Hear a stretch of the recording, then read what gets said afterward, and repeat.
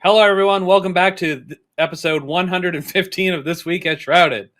We got a massive Destiny episode for you today. We're basically counting down the days, the Edge of Fate. It's coming on July 15th, and Bungie loaded us up with info this week. Tons of sandbox changes. Final raid of the 9 push, new raid hype, some deep lore stuff. You know how much I love lore. Woo! Let's go! Plus, Bungie Day is literally right around the corner. Starts this Tuesday. We're going to break it all down for you.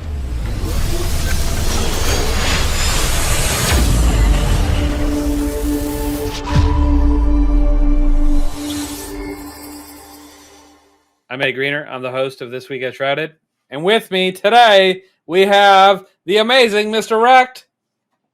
I can smell you. All right, Dunk might show up later, but as of right now, he is not here. But we're going to get right into things. So, we have some winners. Yeah. Weekly 2,300 silver goes to Errol Kenwick. Congratulations. Our weekly SGC t-shirt goes to Tribal Jogger. Our monthly 6,000 silver goes to Chaotic Maze 1,000. No. Boo! Yeah, that was the one I was talking about. Boo! That guy stinks. That guy Somebody needs to ban him. All right. And our monthly premium hoodie goes to Joe Juggernaut 51. Woo! Yeah, congratulations. If you're curious how you can win, if you're part of the SGC, it's really simple. We have a loyalty point system. Ask your staff, ask your mentors, ask your officers, ask your admins, ask the Shrouded admin. They'll point you in the right direction or explain it to you directly. How you can utilize the SGC loyalty point system to earn big rewards like our silver and merch giveaways, among many other things. So if you're not part of the SGC, you got to roll in here. Discord is easy, shroudedgaming.com/Discord. Check us out. Big Destiny community, give away lots of stuff, have a lot of fun, play a lot of things, do a lot of raids. Get in here, get kicking for Edge of Fate, baby. Let's go! I'm excited. Okay, I love launches. They're amazing. Now, I don't per se have a script for today, but I do, however, have notes on what I wanted to talk about. Point notes, point form, listen, and it's like 12 pages long. I'm not even joking. It's so much. I feel like you went into Chat GPT and was like, hey, give me bullet points on this, and you posted a link. Yeah.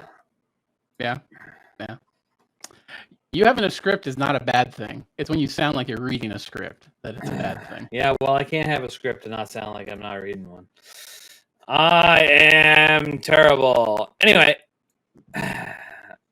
ChatGPT wouldn't have broken down important aspects. All right. That's why you come here and listen to us talk about nonsense and more nonsense. I got to find the top of my script. Okay. Anyway.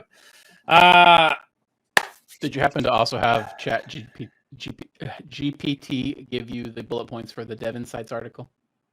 No, I didn't even look at the Dev Insights. Well, I did. I read it, but is it important?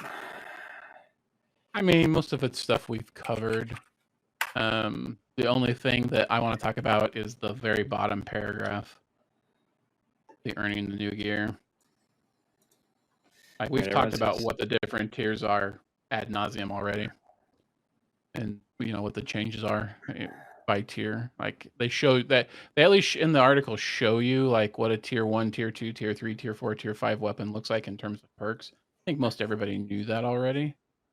But it's good visual representation. But the main thing, you get down to the bottom, it says talking about the earning the new gear. It says you begin your journey on Kepler earning tier 1 gear.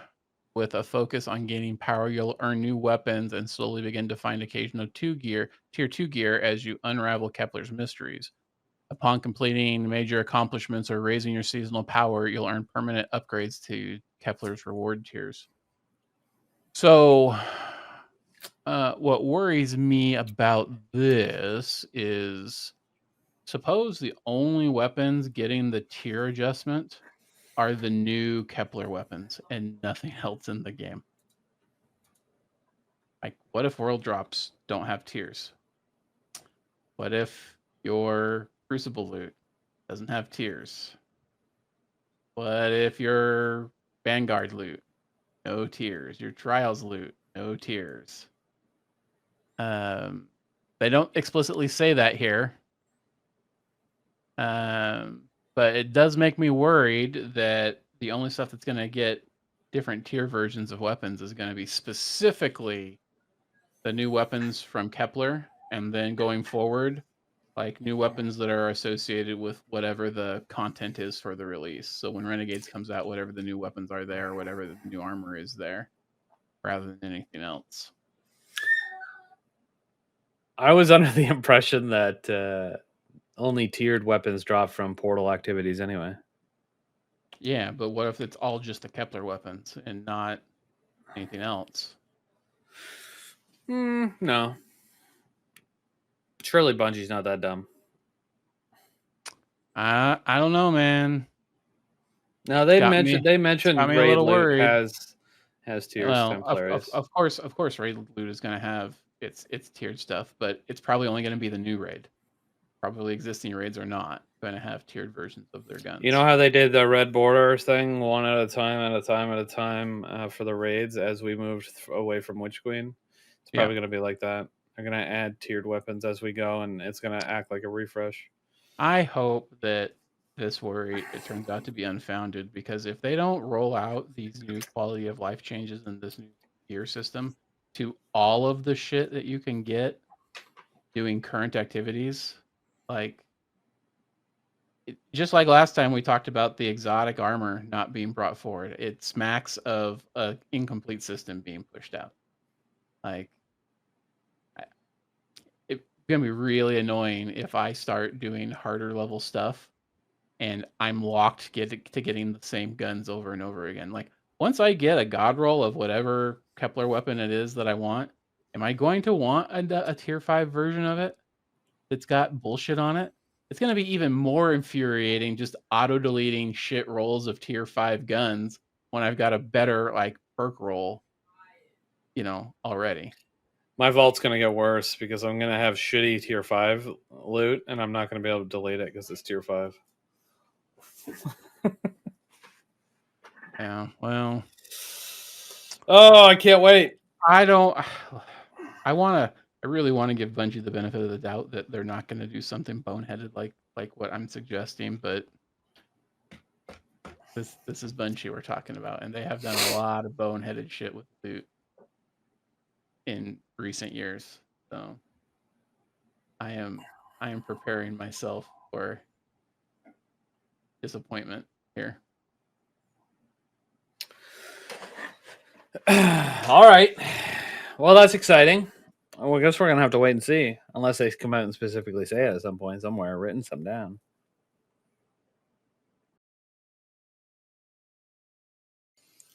Guess we'll find out. Yeah. How exciting. Woo! All right. Wild. Where's all my notes, bro? I lost them already. Man. Professional All podcast, right. folks. It's always professional podcast. Okay, so I mean, the first thing we talk about is the developer live stream. They opened with the Edge of Fate launch trailer, which, let me tell you, Bungie does not miss with trailers. I don't know.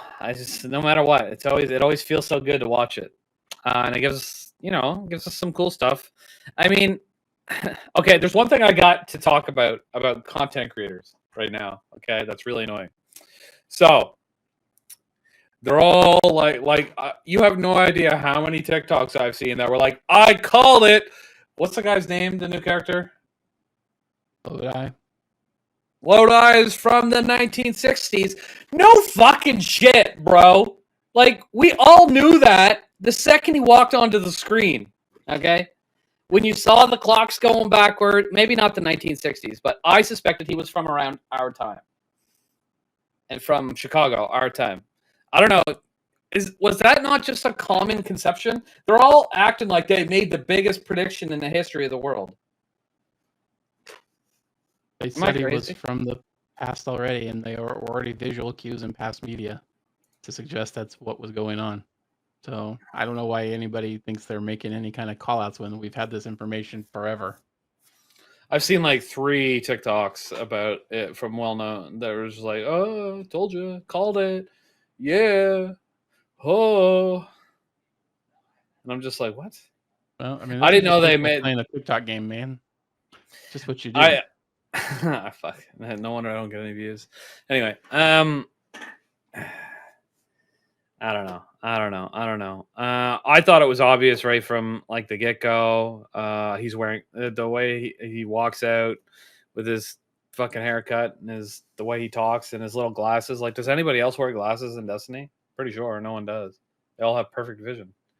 Anyway, maybe it was the glasses that gave it away to me, but I did not think, and no, I don't think he's an Apollo astronaut. I think he works for like the CIA. He was in like the Langley building in the trailer answering a phone that had nothing connected to it. Yep. So, anyway, he's some government guy from the past, ended up on Kepler. There's, it shows all that in the trailer. It shows an old train from the 60s almost hitting Ikora. She steps out of the way like a fucking boss, though. Like no bothers in the world. It's like, a train. And yeah, obviously just a bunch more cues on this, but I thought the trailer was still good. I thought it looked good. I definitely was not surprised by anything I saw. I expected it all to be there.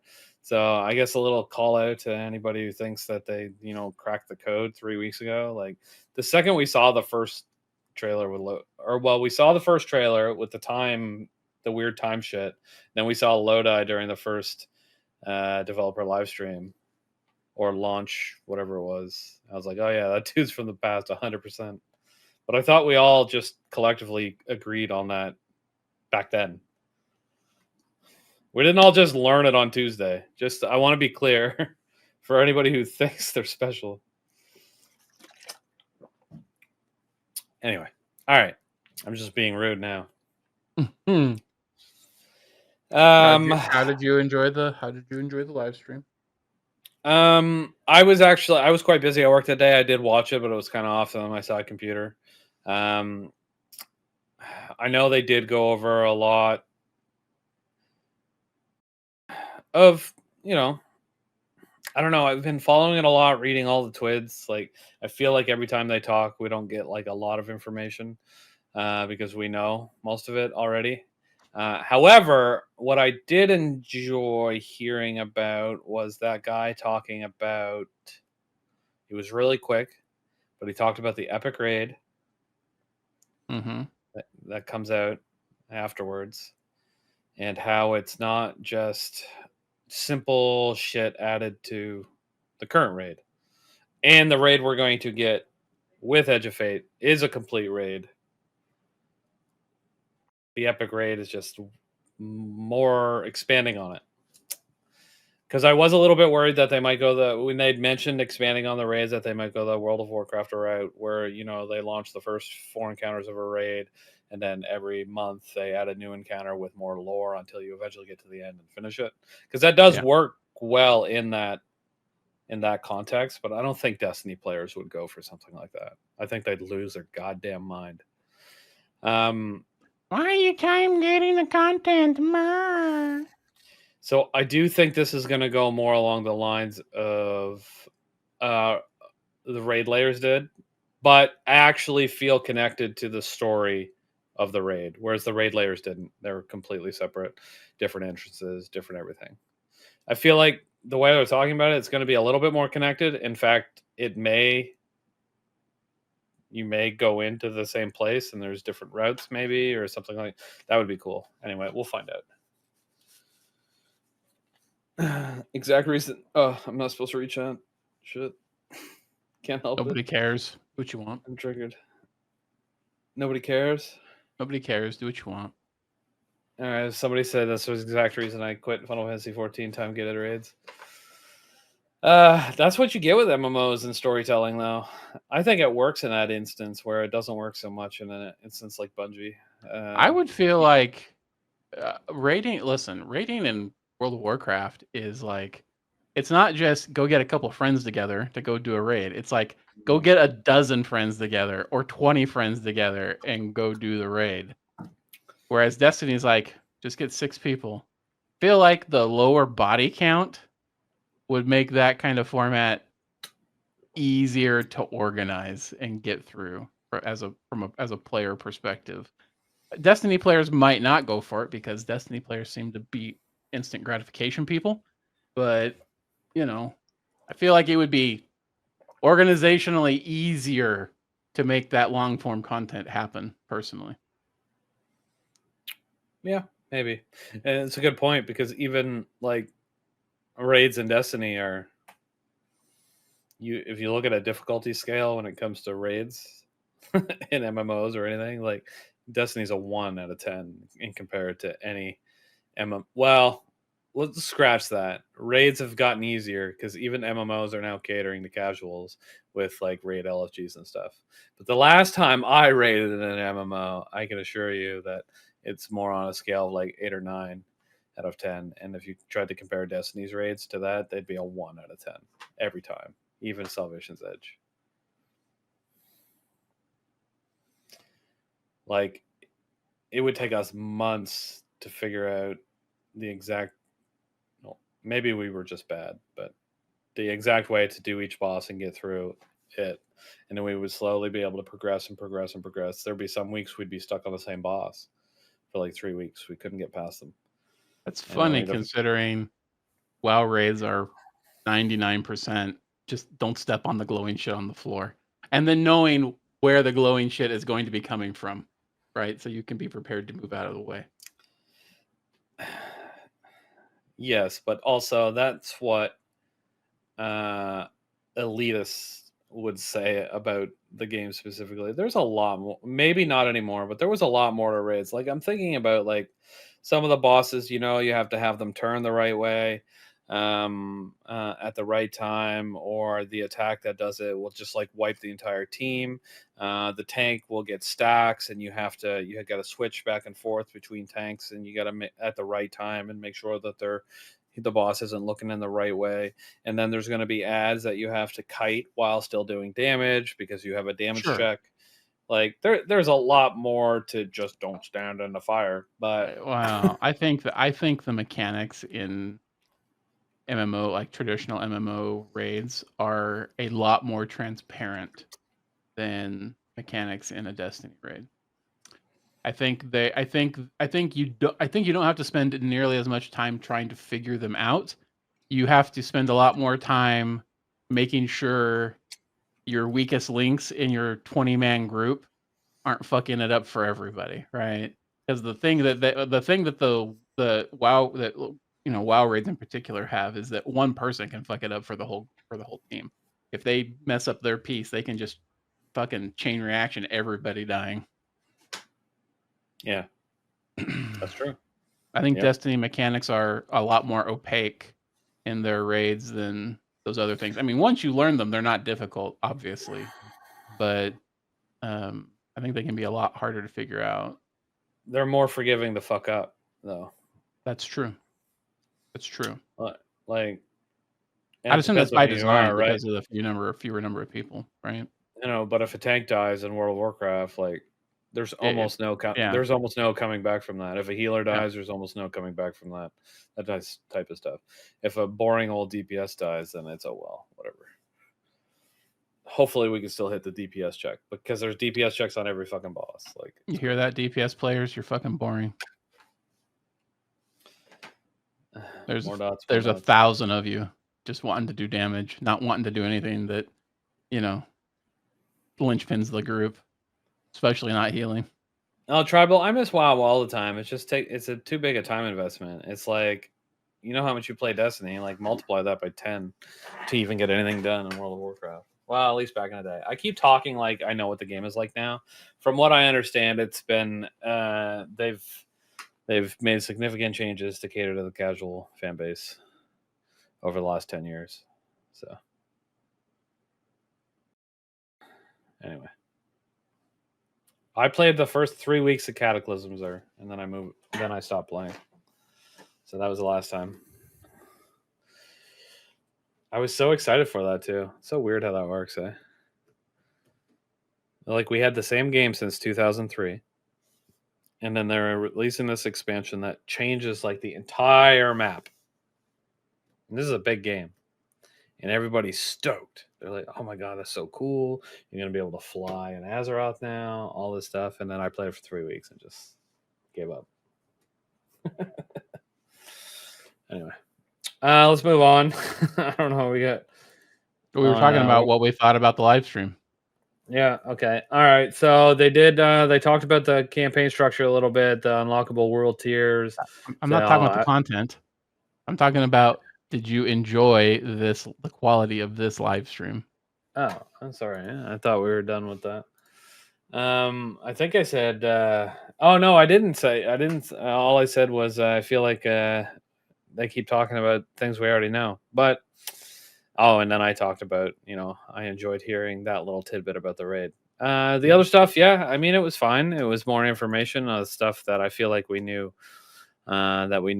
bits and pieces about the campaign structure, the mechanics and weirdness, I guess, of Kepler, the portal hub, and then they went over, the activity types, the Solo Fireteam Crucible Pinnacle, like the stuff we already knew existed, but I talked about it a little more. Some cool things that I did note, or that I took note of, that I thought was interesting, was the return of certain seasonal activities. I mean, a little bit lazy to not make new things, but everyone liked the coil, as far as I know. Most people did, anyway. So that'll be returning. Mike's a little scratchy. People keep saying it. I don't know what's causing it. I've got no idea. It keeps going away. I apologize. Here, let me refresh the browser on here once. And if that doesn't fix it, I've got nothing. Well, I thought the live stream was the best one they've done for Edge of Fate so far. I felt like the people that they had on had more to say. They gave us, even though they're talking about stuff we already knew about, like we've already learned about how the portal works, but the section they did about going over like actual modifiers and showing them in practice was cool. I was a little disappointed to be like, are these guys really playing an Empire Hunt on an Edge of Fate live stream? But a lot of people on social media have been talking about that too, and they actually addressed it specifically. I don't know if it was DMG or somebody else, but they said something like, "We wanted to show you old content to better show off the modifiers." Yeah, I mean that makes sense. It's still funny. It does make sense, but they're using you're old content to sell new content. You know what I mean? But it's not as if I haven't killed the priestess 5,300 times or whatever. So we have killed her a lot. But I thought the quality of this live stream was a lot better than all of the ones they've had previously, personally. All right.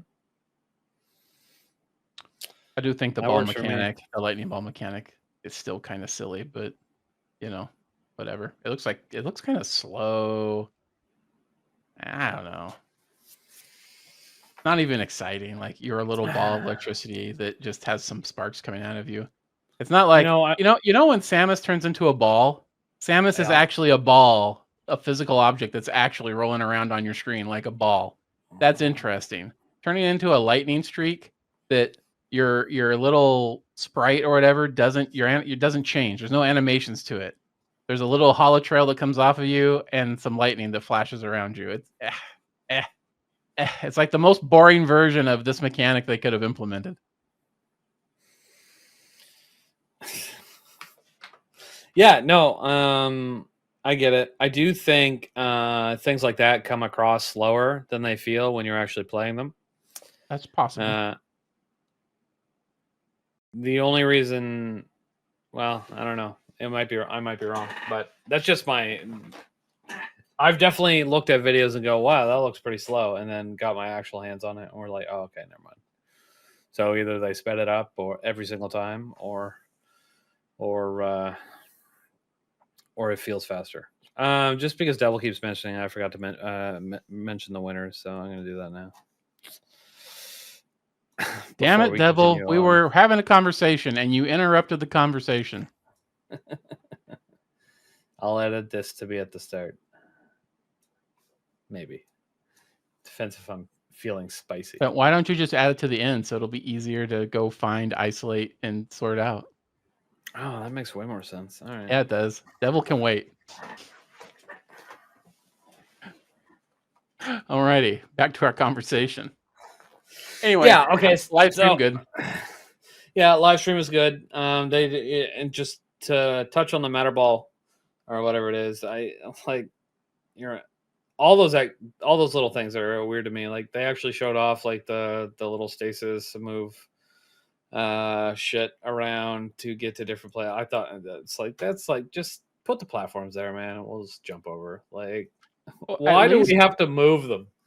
At least when you pick up the thing to do the mechanic, like I don't know if you noticed, but it allowed the solar person to throw a strand ball that would cause things to get suspended. So at least there's other things you can do with it other than pull the platforms out, right? So that's pretty cool. I just wish there was more to the lightning ball. I wish it looked more exciting than it does. That's all. I think the mechanic is fine. I think the mechanic is cool.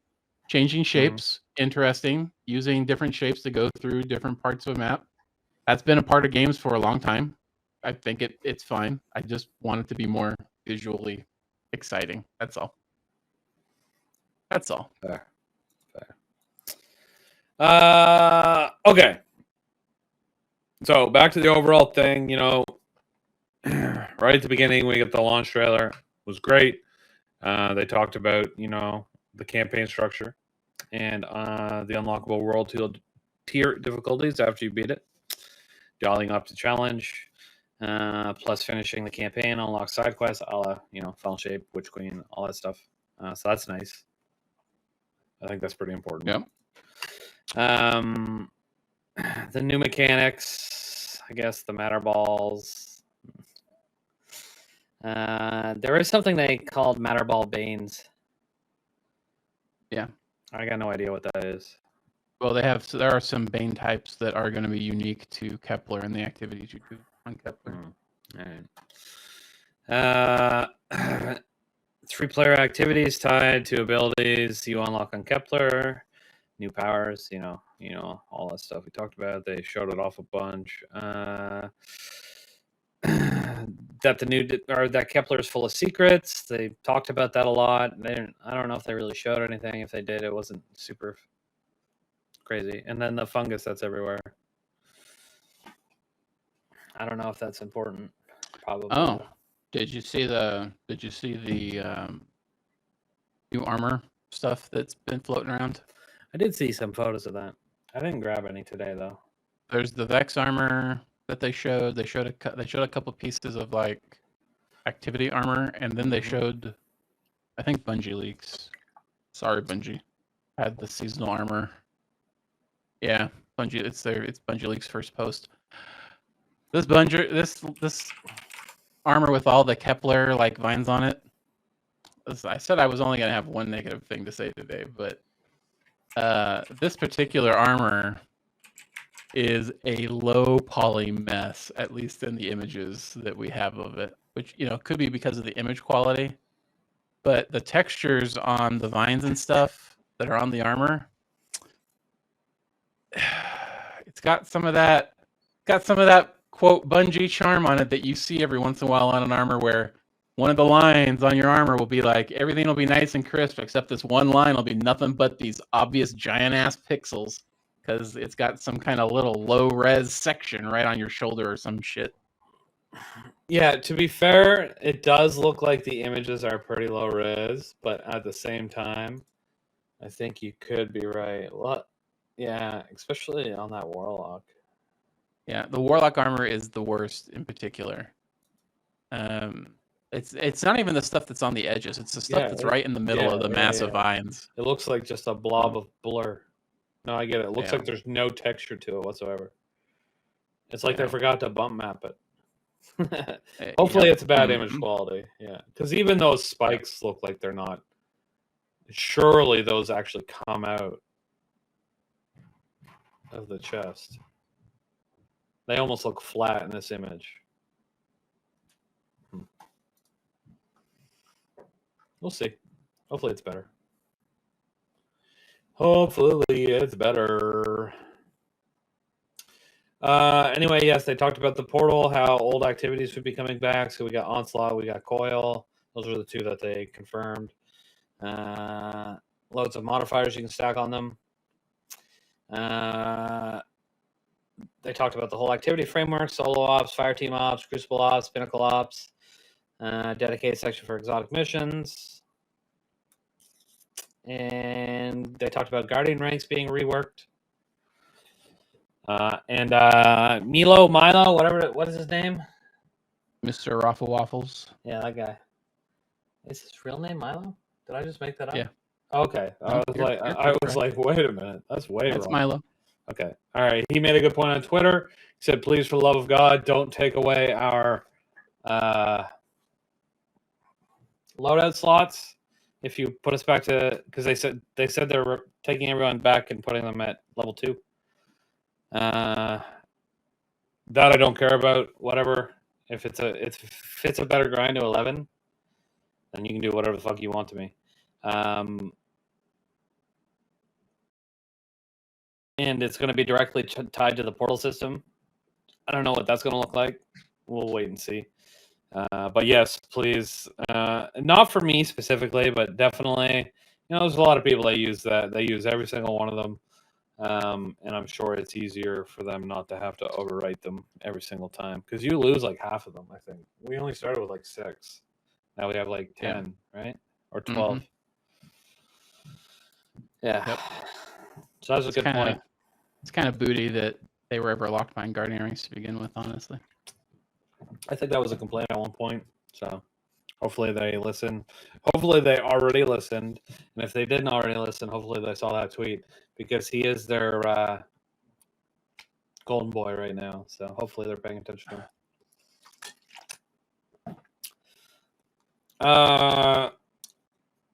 And then Seasonal Hub and Conqueror. So weekly ranks, weekly challenges, gear that resets every week. So you always have a reason to log in. If you run Conquest and push the difficulty, you earn the new renewed Conqueror title. Just FYI, everybody, if you didn't know, no more Grandmaster Nightfalls. It's fine. I just hope the process to get everything unlocked feels like it's going to be a little grindy to get the higher level stuff unlocked. It feels like it's going to be run this on the base difficulty up to legendary, then run it on the next level of difficulty and clear it, then run it on the next level of difficulty, then run it on the next level of difficulty until you have all the difficulty open. I much prefer games where they let you, they give you more options on the world tiers right up front, even if that means you load into stuff that you can't possibly do. Yeah. No, I remember when I was playing Outriders, the original Outriders. You could do whatever world tier you wanted pretty much off the rip. As soon as you unlocked world tiers, you could do whatever you wanted. And I thought that was pretty good. Yeah, I could see that. We're getting a little traction on no GMs. So I'm just going to touching it. Yeah, so they have these new things called Conquests that are going to give us our Conquer titles. That's connected to the Seasonal Hub, I think. Yes, or the portal, or they're all both together. I don't know exactly what it looked like, but yeah. So they so there's no ranks for like the Vanguard ops anymore. Anyway, they're just you're adding different modifiers and stuff to them. To make them harder, to get you better scores and that type of stuff. So like there's no anything. There's no hero. There's no legend, master. I don't think anyway. For those types of activities, you're adding your. They have the world tier levels, which I forget the names of them. Do you remember the names of them? Yeah, I do. I don't remember the names. But I don't think, at least from what they showed us, I don't think activities have those tiers. It's just those are world tiers, and then activities have difficulty based on modifiers and banes that you're using. From what I understand, does that sound right? Yep. Yeah, I thought so. We'll see. Yeah. Anyway, so no more Grandmaster Nightfalls. They're done. They're over. But you can just make your shit hard. You'll effectively be doing the same thing, right? Yeah. Just by adding your own modifiers to get to where you want to go. I think looking at the modifiers that they showed and how different stuff's going to scale, I really think there's going to be a lot of players that might have been doing GMs today that maybe are gonna struggle a little bit with some of the higher level stuff, some of the more difficult modifiers to really get those high scores and get that kind of stuff done. So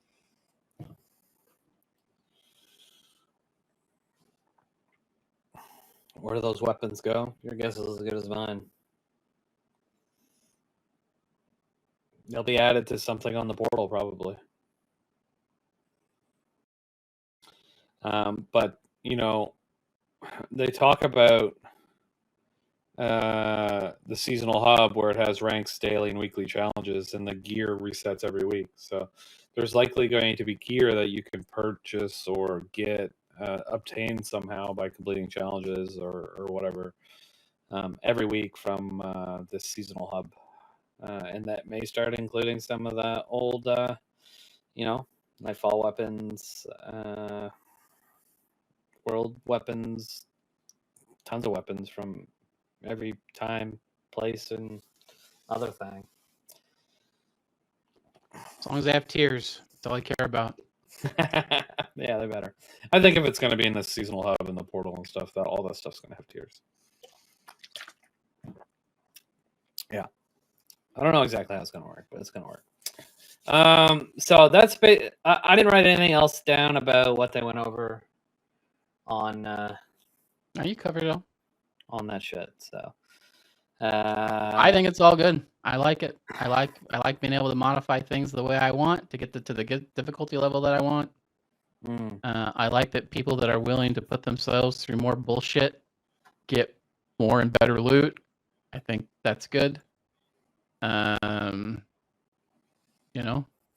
It means there's a reason for people to grind harder stuff over and over and over again because that's the only way they're going to get that particular loot. So I think that's good. Tier 5 weapons might actually mean something, What? Wild. I hope so. Looking for a group. Edge of Fate raid. Must have all tier 5 gear. Must have 3/200 build. I don't think you can get that, can you?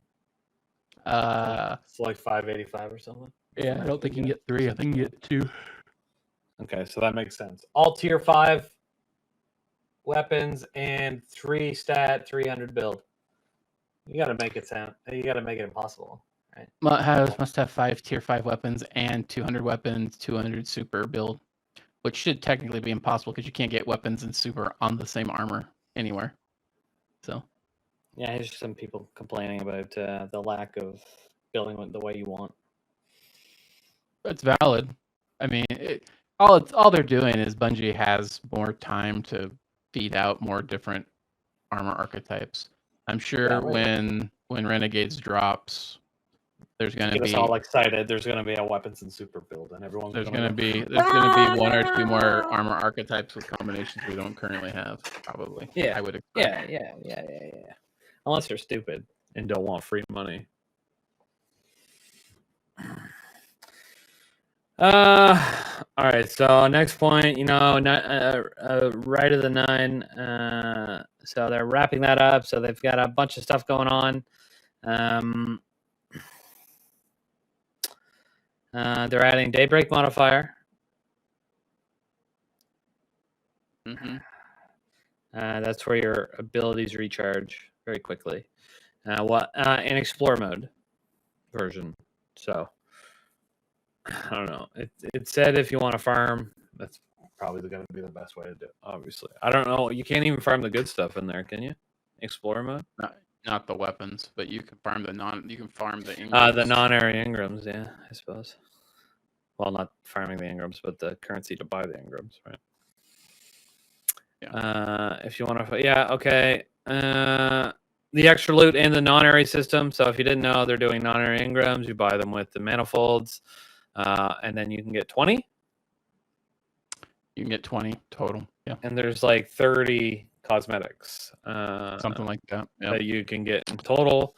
So hopefully you got 10 of them, and then you'll just unlock all of them, and you'll be like, "Look at me!" So somebody I was in VC with last night or the night before last had indicated that they had gotten duplicate drops from a couple of their non-area Ingrams. That just probably means they have everything. Could be, but I really hope the stuff's on a punch-out system for people that are actually farming that stuff.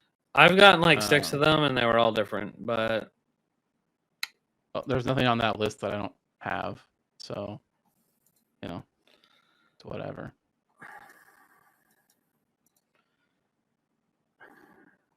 Well, yeah. There's a lot of stuff on this list that I don't have. And I'll tell you what they are right now.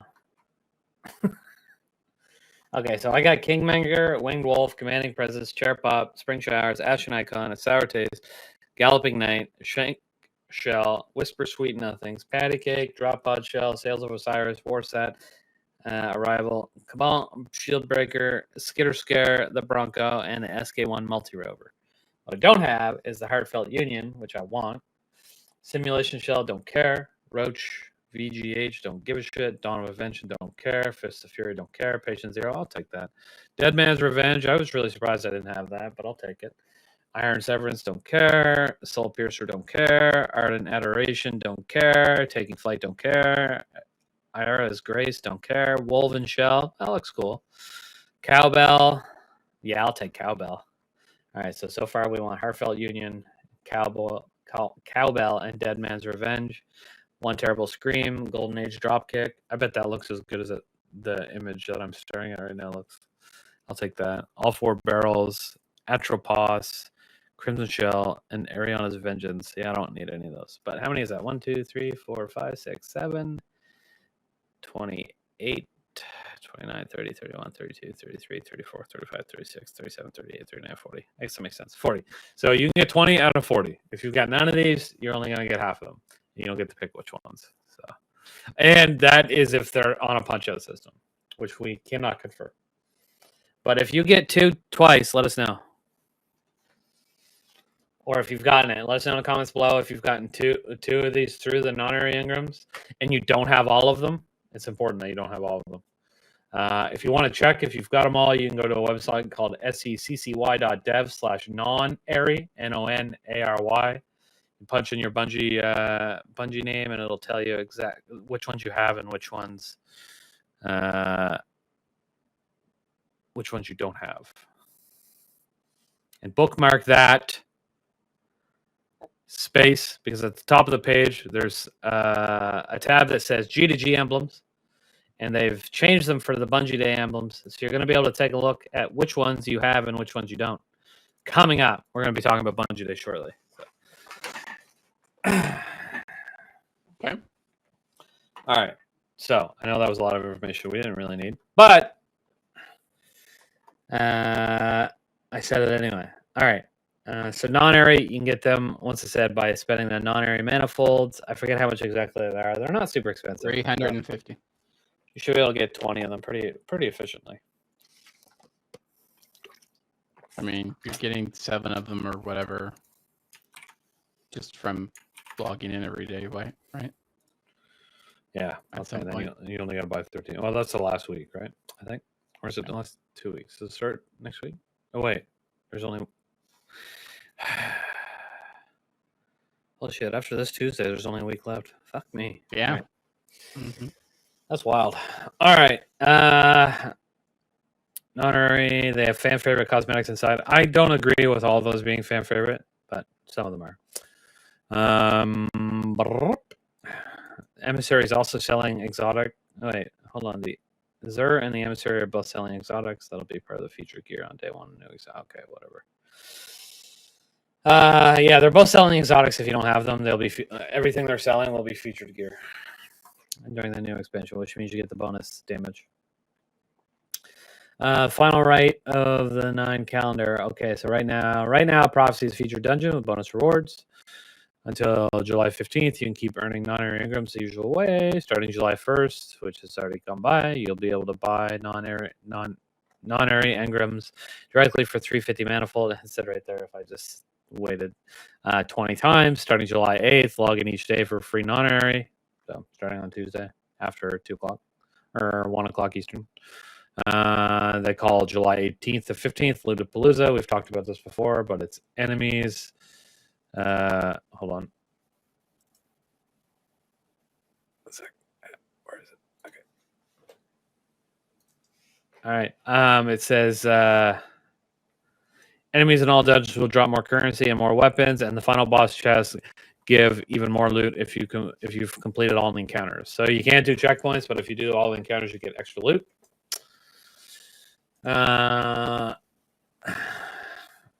And then Destiny Tracker is doing a final dungeon race. So while this is important, kind of, because it has an emblem attached to it, which you may be interested in, which I'm going to grab.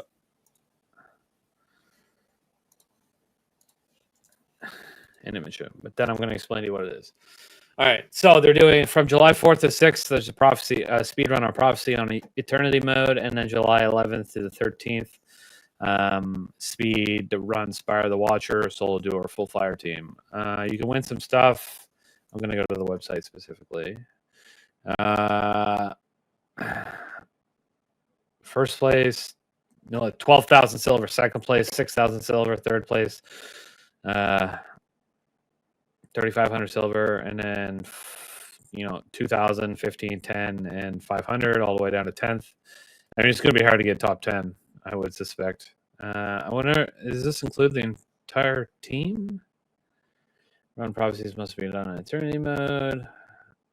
Register and play. It might be. I'm not 100% sure. But basically, you can win silver by doing these speed runs, and then you submit them at destinytracker.com. It's their big thing. But all participants who sign up will receive the 9-crowned emblem. Destiny Tracker will provide more information on how to get it. So I don't know exactly how to get it, but however, let's bring it up for you all to see. Oh, look, a wild dunk appears. Apply his picture, sir. Yep, I'm going to need that. My OBS is borked. That was supposed to be a surprise. All right. Anyway, this is the emblem you can get if you take part in the Destiny Tracker event in the next 2 weeks. There may be more to getting it, but you'll have to check it out. I love that picture. That's great. Okay. I wasn't sure you could even see it with the emblem in there. No, I just opened up Twitch on my other monitor. That's something, all right. It's perfect. I don't know. All right, so I'm going to close it up. You guys saw the emblem. Yeah. So if you actually want to try to win the speed run, go ahead. If you just want to try to get the emblem, you might as well go sign up and give it a shot. That's all I have about Rite of the 9. Anything you want to add? Nope. Okay. I wish I cared. I don't even care about getting the seal done for Rite of the 9 anymore. I don't care about collecting all my non-area engrams. I haven't even logged in to claim a single one of them so far, and probably won't bother. So Damn. I'm just ready for the new content to get here. All right, fair enough. Well, a week and a half. I hope you're stoked. I'm excited. Yay! It's gonna be great. It is going to be great. Well, I hope. You know, it's going to be great for me either way. I like any Destiny content. We get a new raid, which is always good. More content, more reasons to farm, tiered weapons. Super excited. Let's go. All right, where was I? All right, next is the world's first raid in GCX. All right, new raid drops on July 19th. If you didn't know that, now you do. And it's really important that you recognize that I said July 19th and not July 18th. People have been bitching for a while that they were dropping raids on Fridays. And I thought this raid was dropping on Friday, not July 19th. I just assumed it was on the 18th. So, starts on Saturday. All right. It ends Monday afternoon. So, while I cannot take part in the day one raid race, I will still be able to take part in contest mode, and that actually makes me a little bit excited. I'm just going to be late to the party. I'm going to be late to the show, chat. But Greena, What? I have to work on weekends, and now I don't get to participate. Brr. I don't give a fuck. Get a better job.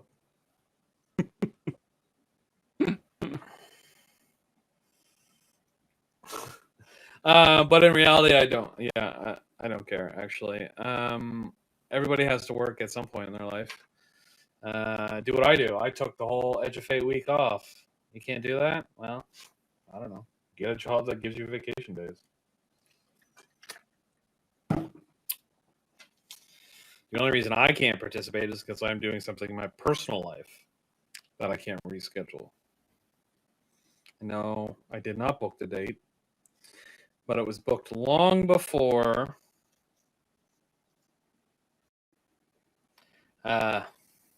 Destiny announced when the raid was dropping. Or, in fact, the Edge of Fate was dropping. So, If I even step foot into contest mode, I'll be surprised. And if I do, it's going to be a very casual experience. I'm not going to stress myself out over it. I just always assume that my contest mode stuff's going to be casual because I suck. I got to get better at the game. I think about it all the time, but then I'm like, but I want to play other games. And then I change my mind. So. Yeah, that's fair. I usually am pretty casual about it as well. That's Yeah. because I just want to enjoy the content for what it is. If I complete it, great. If not, that's fine too. I'm just sitting there enjoying the raid for what it is. Frankly, I would love to get a day one emblem, but the 3 passes I made at getting one were all other than the one with Greener, and even that one, at the end it was like but they were all too stressful, or some shit happened that just left me angry at the end. Not getting my day one for Root of Nightmares after I actually did the whole fucking thing except for like one encounter, like all weekend, really irritated me that I couldn't get help to get it done. I know I've said this before. I've told this story before, but left real bad taste in my mouth, and I don't even want to fucking bother with it anymore. Damn. I was fortunate that my team had actually stopped on final encounter for Root. So all we had to do was sleep and then wake up and then get it done real quick the next day before reset. we stayed up for we cleared Ron at 13 hours and like 54 minutes. We went all the way through straight. Shout out to Diana. Question mark, question mark. Used to be old admin of Dawn. I think that was her name. Anyway, she's from EU, so we were up to like 4 in the morning here. Which means she stayed up all night and all morning. It was probably like 11 o'clock in the morning for her by the time we finished the raid and went to bed. And for like the last 2 hours of tries on Nezarec, Dark Angel. Yeah, okay. I think I probably said her real name. My bad. It's common knowledge on the server, so don't worry about it. It's okay, all right. I forgot what I was going to say. Oh, yeah, she wanted to go to bed for like the last 2 hours, and we pressured her to keep playing, and then we got the clear, so I was pretty happy. And she was happy at then, obviously, because she had gotten the clear in the engram or the emblem, and we did it together all in one run, and it was a pretty good feeling. But here's also the thing. If the raid is easy enough for me to do a day one, it's too easy for the community.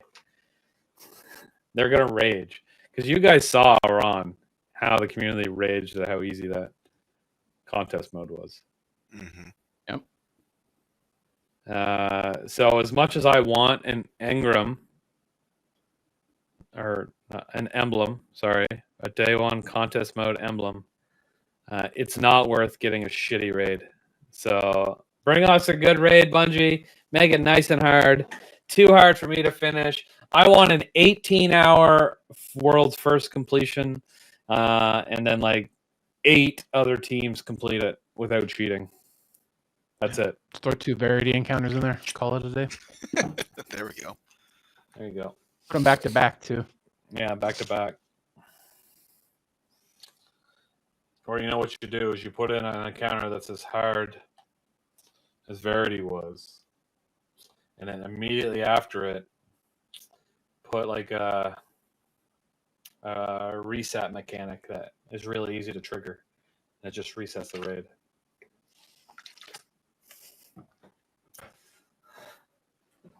Like you hit a button on the wall, and you all go back to orbit, and when you go back in, your checkpoints are reset.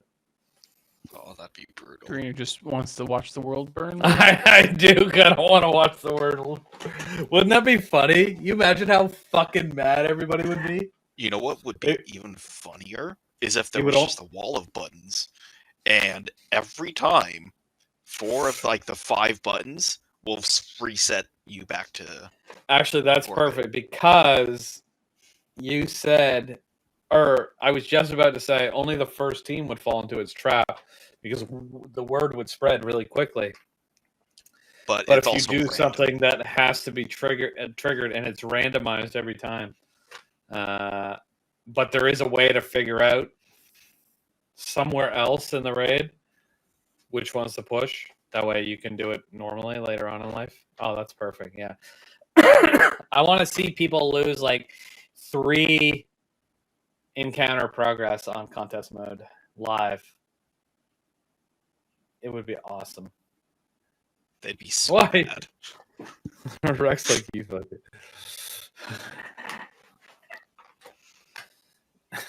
I think it would be awesome. Greener wants it to be another last wish where only one team actually gets it done in the time frame. I'm fine with that.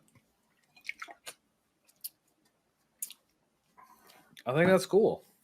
I think that's interesting stuff. Okay. All right. Moving. Well, I guess not really moving on. We're still talking about World First.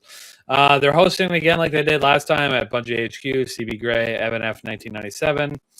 I guess last time they didn't do it from Bungie HQ, but they are this time broadcasting live from Bungie HQ.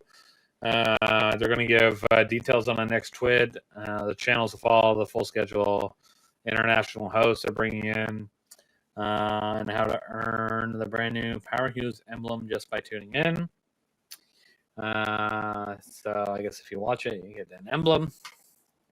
I didn't download. Is that in the TWID? Is that in the Power Hues? Yeah. Yeah, that is the Power Hues emblem they're showing. Yeah, I didn't download this one. Let me download it really quick so I can show all you beautiful humans that are watching on YouTube or Twitch. All right, this is an emblem you'll probably get for watching the world's first race on likely CB Gray's or Evan F's channel, or they might be streaming this right on the Bungie channel since they're at Bungie HQ. So we'll see. We shall see. They'll have details next week on next week's TWID. Dun, dun, dun, dun, dun, dun, dun, dun. Okay, next we have Bungie at GCX. They're going to have a developer panel, which is actually great. We're going to be there. If you're going to be there, let us know. But they're having it on July 25th, 3 to 4:30. Shit, I didn't write who's going to be there. It's going to be Allison Lurs and Hannah Filipski joining. They're part of the D2 narrative team. DMG will be moderating the discussion, and they have a special guest lined up. I don't know who that is. Probably like, I don't know why they'd say a special guest like that unless it's one of, like, it's got to be one of the voice actors, right? Like, it has to be. Why would you say special guest that we'll think you'll love? Like, the only person that I could think that like works at Bungie that would be a special guest somewhere that they would say that we think you'll love would be DMG. I can't think of anybody else that description works for. So it's got to be, right? If it's Pete, I'm going to fucking lose my mind. You're going to see me on the live stream fucking running up to the stage to punch that guy right in his face. He drives out on stage in one of his cars. Oh my God. Could you imagine? That'd be awesome. I wouldn't even be mad, actually. I'd be like, legendary. Legendary. All right, so GCX has its own emblem this year, too. Okay, well, hold on. We'll get to that in a second. So, anyway, they're doing a deep dive in how they build an expansion story from the first pitch all the way to launch. And then they'll have a special spotlight on Edge of Fate. I find this interesting. You know, GCX is not officially Guardian Con or anything like that. It's not a Bungie event. But Guardian Con merged into GCX a long time ago. And Bungie has been at most of them, as far as I know, if not all of them, ever since. Bungie was there last year, but other than like the Crucible tournament that they kind of hosted, but they didn't. Really, Cosmo and DMG were just there throwing shirts and Gambit coins at people. That was the host. So this is an actual thing that they're doing. So I think that's interesting. And I'm lying a little bit. I think 2023 they had a little panel, but they didn't talk about the game. They just talked about like community relations with content creators. That was what the panel was about, which I found interesting. But the overall audience might not have, right? Not everybody's a content creator. I'm barely a content creator. So yeah, my point is I think that'll be full house. That's going to be on the main stage. I guarantee that that stage is going to be full. And if it seats like 400 or 500 people, that'll be interesting. Okay. Also, GCX has an emblem.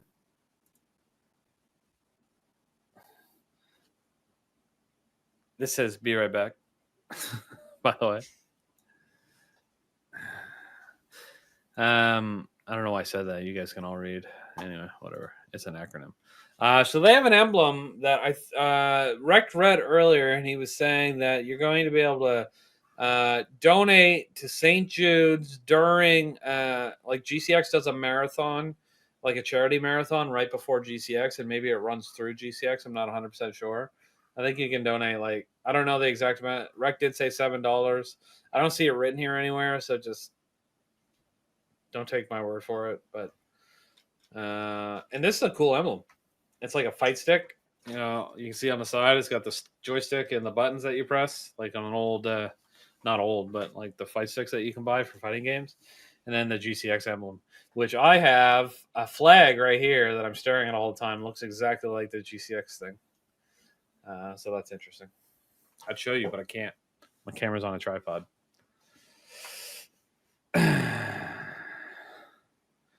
Do you like the emblem, Dunk? Yeah, it's a pretty cool emblem.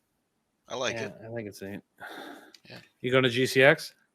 I am not. No, unfortunately. Boo. Yeah. No, that's fine. Unfortunately, I got work obligations. So. Boo. Yeah. All good. What can I say? Things happen.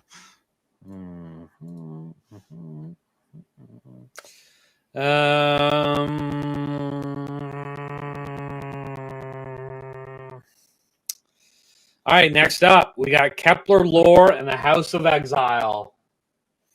Ba, ba, ba, ba, ba, ba. Man, oh, Rectwind. I need him to carry this podcast. I'm just kidding. All right, so Jesus Christ, could you have made that any fucking louder? What? You know, you get his cameras on. He was definitely like right up to the mic. All right. Anyway, we're moving on to Kepler lore and House of Exile. So Bungie dropped classified style lore briefing from the Vanguard. It's like just a role play update meant for us, our guardians. Anyway, what's going on over in Kepler? So first off, House of Exile. That's who we're dealing with. Elixni House, some weird twists. They're made up mostly cast-offs, defeated houses, especially from after the Twilight Gap. But apparently the Exile banner actually predates that. They were a bunch of outcasts and misfits during the Long Drift and from Rees to Earth. I don't know if that's how you pronounce Rees. Rees? Maybe. Yep, you're good. They originally settled on the moon. Before the Twilight Gap, a group of them said no to invading Earth and bailed out to the edge of the Sol system, where they have been trying to live in peace on Kepler. Problem is, these exiles have picked up paracausal weaponry. Think stasis cores, strand triangles, mixed with Elixni tech. Kind of reminiscent of House Salvation under the Witness, but there's also some unknown energy signatures mixed in. So the Elixni seem to have entered some sort of fungal symbiosis with the local fauna on Kepler. Sort of the fungi thing comes into place from earlier. The fungus feeds off dark matter around a singularity that the exiles basically worship at the heart of Kepler. Why do Elixni feel the need to worship things?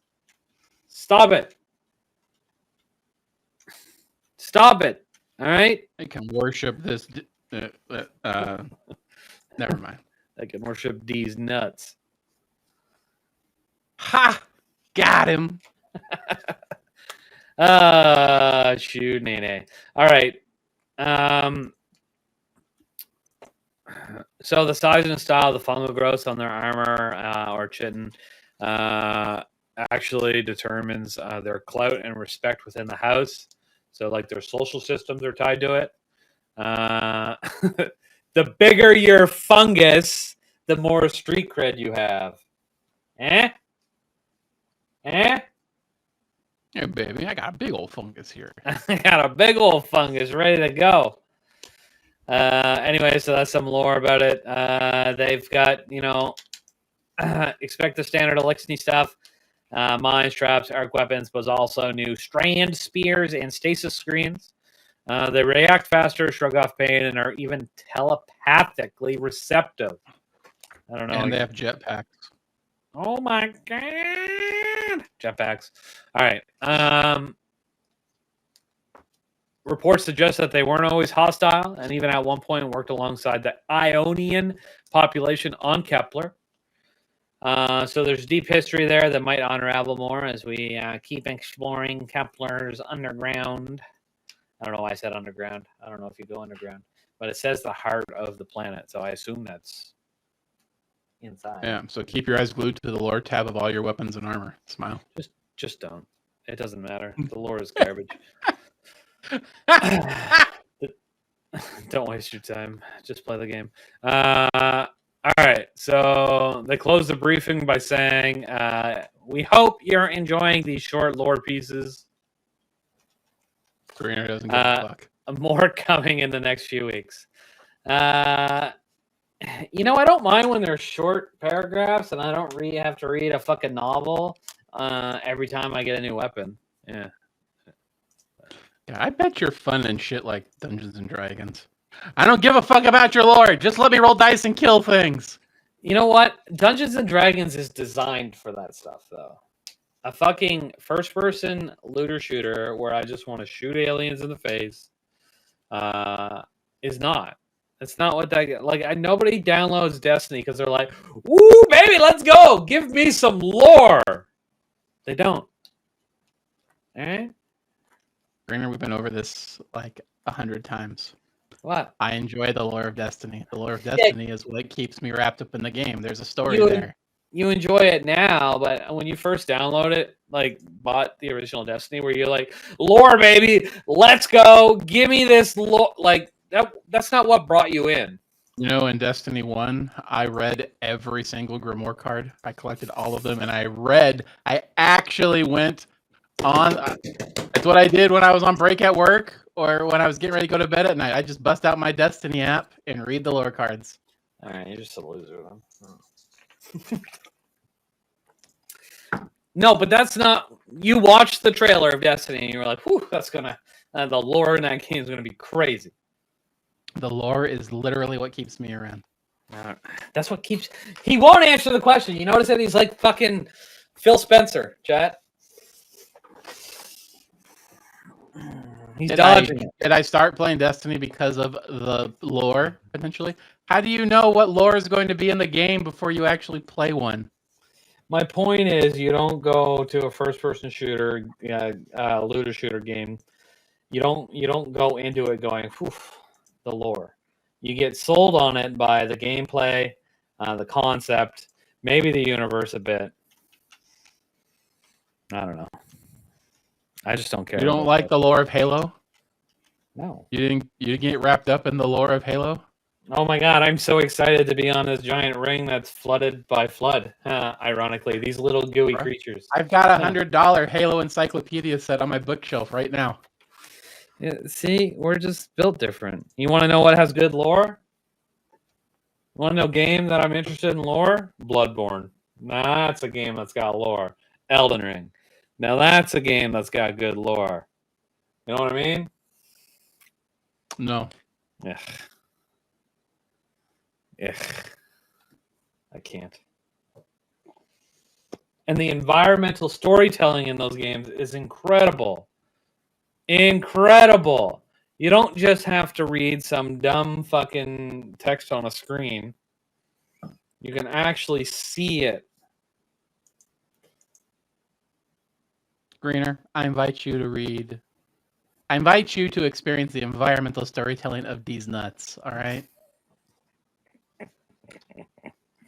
All right, anyway. I never really played Halo that much, so. If that makes you feel any better. I played the first Halo. That's it. So it might have good lore. But as far as I know, every single fucking game is just Master Chief fighting the Flood at some point. Boring. Greener's that guy that's just running through Mass Effect. He's not even reading the dialogue options. He's just clicking the button as fast as he can to get through. That's a terrible example. Because I know everything about everything in Mass Effect because the lore in that game is really good. Yeah, it is. Yep. You should read all the things. It's really interesting. Yep, there we go. It did details from the point of first contact all the way like 400 years later, when all the galactic civilizations are actually working in tandem with one another, except for the fucking Batarians. Those goddamn Batarians are the worst. They don't listen to no one. Greener, no one cares. Fucking nerd. I like that. See? I like that. Let's get back to weapon tuning for Edge of Fate, shall we? Wait, I wasn't there yet. I'm at weapon sandbox and tuning updates. Yeah. There you go. All right. Okay. All I wrote is huge weapon tuning pass. Don't care. Move on. No, I wrote a lot more than that. That'd be funny. All right, stage reloads for machine guns, meaning you'll be able to stop your animation as you're doing the reload animation. You'll start getting ammo back, and you can stop it at points along the reload animation. Huge. If you get cut off when you restart, if you restart your reload, it'll pick up from the last checkpoint. It's pretty cool. They want to add that to other weapon archetypes in the future. Maybe machine guns. Machine guns are meta. You heard it here first, everybody. Machine gun DPS contest mode, right? Right, Dunk. Right, Dunk. Oh, Thunderlord. Yes. Right?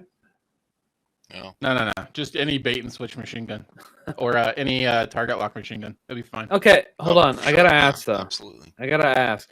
Doesn't the single loader scout rifles already do this? Because they're loading the Western. They go. The Western, the breach loading, or not breach loading, the lever action ones. Yeah. Yeah. So I got a question about it. It makes sense because of how you would load one of those guns. Yep. No other weapon loads that way. Why are they adding this? It breaks my immersion, Rect. It breaks my immersion. Well, listen, I gotta watch you running around in a Doki Doki outfit with a comic book style shader on, flying around in Ecto 1, with a fucking Star Wars ghost. So your immersion get as fucked as mine. Enjoy. I actually don't care. I just you want to have a staring contest? Is that what we're doing now? No, I just wanted to point out. I just wanted to point out that that's the only weapon that would actually reload like that, and it's a weird. I think it's good for us. It's a weird choice. Here he goes again.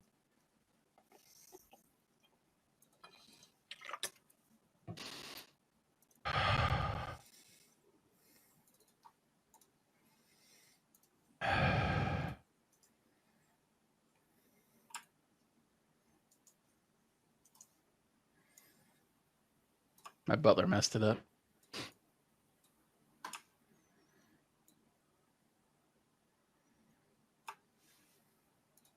Anyway. That was fun. The moral of the story is fuck Greener's immersion. On to Glaives. Okay.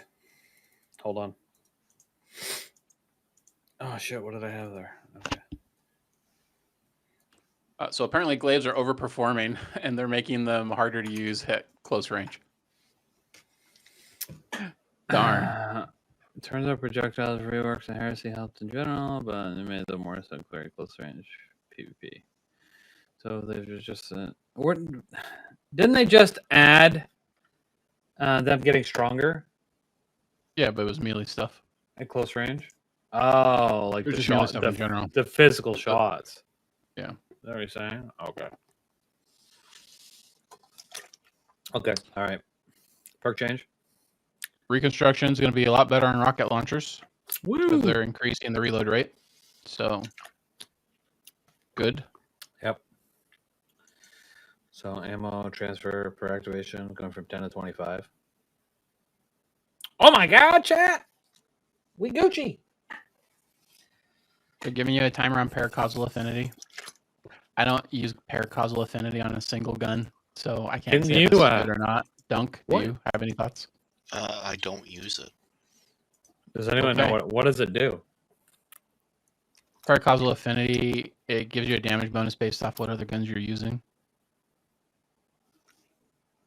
Okay. It's the perk that showed up in Battle of the Disciple.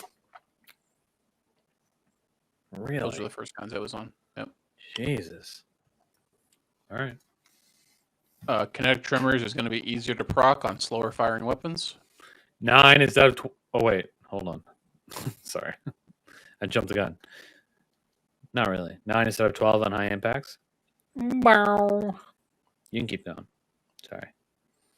I wasn't going to read them all, but all your slow firing guns, your slow firing auto rifles, your hand cannons, whatever, all that stuff's going to be able to activate kinetic tremors a lot faster. So good. Okay. 1-2 punch is now going to work with all melee abilities, and the perk activation time is going to increase to 3 seconds, which you know, means you should be able to use it with like shoulder charge again. W. Okay. Oh, hold on. Attrition orbs. It works ahead. with all melee abilities. What? Did that not It does not before? work with. It does not work with all melee abilities. Well, it says so, now works with all melee abilities. yeah. Well, yeah, that was an update that happened. It wasn't working before that. Okay, what does that mean? Like if I throw a knife, but it triggers 1-2 punch, but it didn't before. Some melee abilities like Tempest Strike weren't rocking 1-2. Okay. All your velocity batons are getting nerfed because the attrition orbs is too strong on area denial grenade launchers. Yep. Thankfully, I kept 2 velocity batons, so I'm Gucci still. So they're reducing perk progress by 80% on area denial grenade launchers. It's a big nerf. So you used to be able to get like 18 orbs off of one shot on like a fallen spider tank. So take 80% of those orbs away, and that's what you're going to have left. So other guns are going to have a 20% increase. Swords are going to have a 30% increase. W. I'm still not taking attrition orbs on a sword. No, Fuck that me noise. either. I guess. I mean, if it's on hits and not kills, is attrition orbs on hits? It's just on damage, right? I guess you could use it on Crota if you were running Crota. It's doing light attacks. Chris. You do your light attacks and generate some extra orbs for supers during Crota. I mean, I guess there's some edge cases for it. Might use it on the first boss of like Salvation's Edge, maybe. Possibly, I guess. It says current hit requirements for swords right now is 10. So that'll drop to like 7. Something like that, yeah. That still seems like a lot. Do we get 1 orb per 7 hits? Yeah. Dunk, any thoughts on this? Are you gonna become a sword main, an attrition orb sword main now? Oh, you know it. Because, you know, I use swords everywhere I go. I mean, maybe. Honestly, maybe. We'll see. Need to test it out and see how viable it is with certain builds. All right.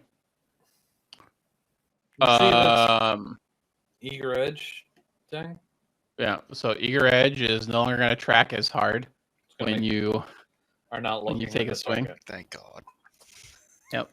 So, you know, there was that famous Bungie tweet where they basically said skill issue to the people that were complaining about this, and now they're fixing it. So that's good. It is going to make Eager Edge swords less dangerous in PvP, which is fine with me. And then Chain Reaction, Dragonfly, and Firefly.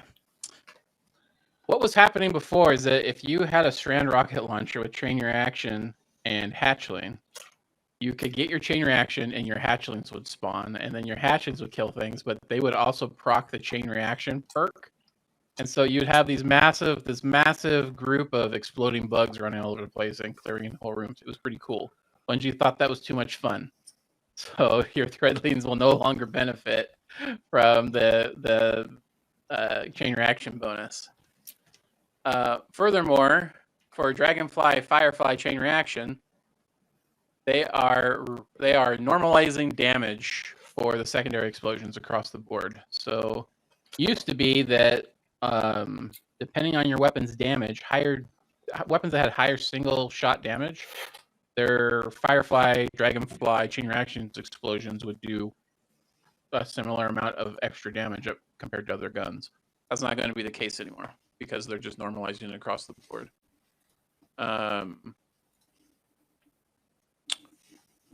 It is going to be a buff for some weapons it's going to be a nerf to other weapons. I don't want to go through the whole list, but like SMGs, auto rifles, linear fusion rifles, swords are getting big buffs. Swords and linear fusion rifles are especially getting big buffs. Hand cannons are getting nerfed, so you know you got that Zoali's Bane that you have all those kills on that you really enjoy, and part of it's because of explosion perk. Sorry, get fucked. Sniper rifles are getting hit, and the big one, special ammo wave frame grenade launchers are doing even less chain reaction damage than they were doing before. They've already gotten a nerf to their chain reaction damage once. They're getting another one now. So that's all right, because everybody's using area denial grenade launchers in place of wave frames anyway. So there you go. And then there's some champion interaction changes, but I think we've already talked about this. The main thing that they mention here is that there's not going to be a way for any like exotic weapons to have dual champion perks anymore. They're trying to eliminate anything that guns can do that can stun more than one champion type. They don't want that as part of the sandbox anymore.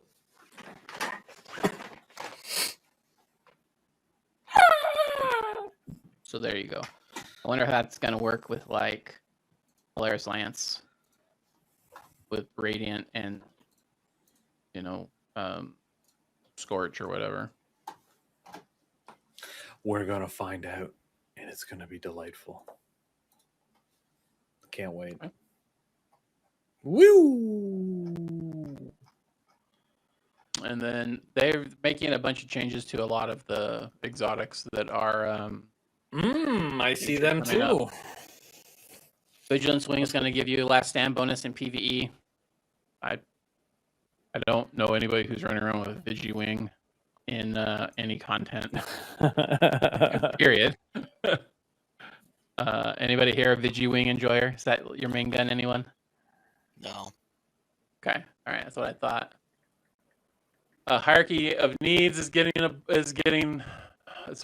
a modification. Yeah, only needs 3, and it's any bit that or any hit. Or, oh my god, any hit builds a charge. Used to be the main thing is that the duration of the guidance ring is longer, and the ring is no longer going to just be static. It's going to rotate to follow whoever generated it. So that's pretty cool. It rotates to face you, so you don't have to. You can reposition yourself and shoot, which you couldn't do before, and that's a big deal. And any bow that fires through the ring will get the perk of firing through the ring. So there you go. You'll get the Seekers. Dead Man's Tail's getting a PvE buff, PvE damage buff. Give me more hip fire, bullet magnetism. No, eat my ass. And damage. There's some environmental storytelling back there too. Anyway, it's a shitty tale. What can I say? Ha ha! I'm so funny. Duality is getting a secondary activator for Black Wings. It's going to give you the buff whenever you land most of your pellets on target. Navigator is going to get a damage bonus whenever you have Woven Mail. Wicked Implement is now a rapid fire. Wait, a PvP damage bonus? I've never heard of that in my life. Yeah. I'm just kidding. I mean, people get all they want it to be a useful shotgun. Wicked Implement is becoming a rapid fire, which annoys me. I don't know about you guys, but the noise of Wicked Implement sounds like somebody like flicking their finger on the side of a balloon, and it's fucking annoying, and I hate it. And the noise happening even faster in rapid fire is going to be even more annoying anytime I'm in a GM with 2 people. I hate it. It's terrible.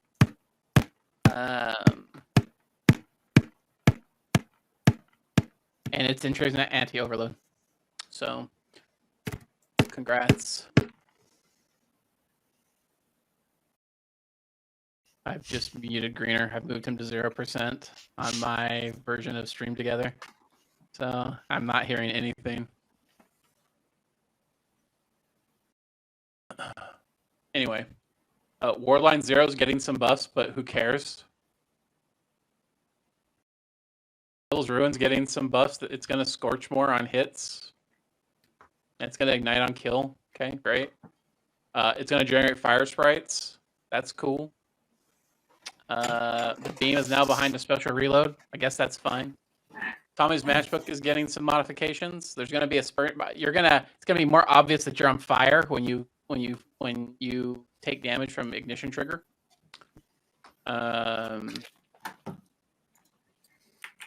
Hipfire self-damage is decreased to 50% less than ADS self-damage. Previously, it was 30% less. So there you go.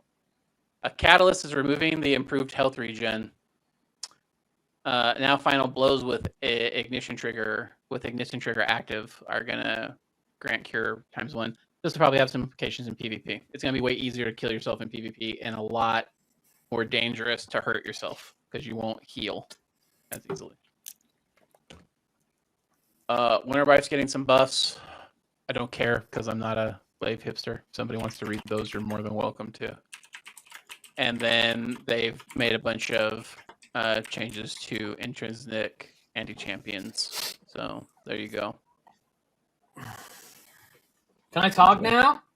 You can talk whenever you want. It's your show. It's not my show. Oh, this is not the muted. Erect podcast. No, I thought it was muted. I mean, it got you to shut up, didn't it? It worked. It worked. Hey, it's not my fault you literally left it wide open for me to do something that you said is annoying. Mm-hmm. Mm-hmm. Mm-hmm. Did you not think there would be a balloon in my room? Yeah, I'm sure there would be a balloon in your room. See? That's on you. Okay, anyway. Do we care about any of this stuff? Which stuff? Regarding PvP? They made a note in here about PvP because people have been worried about the stat changes, weapon stat changes. Yeah, no big PvP specific tuning yet. I think they're going to wait till we get in there. They said they're watching and they are already ready to make adjustments if they need to.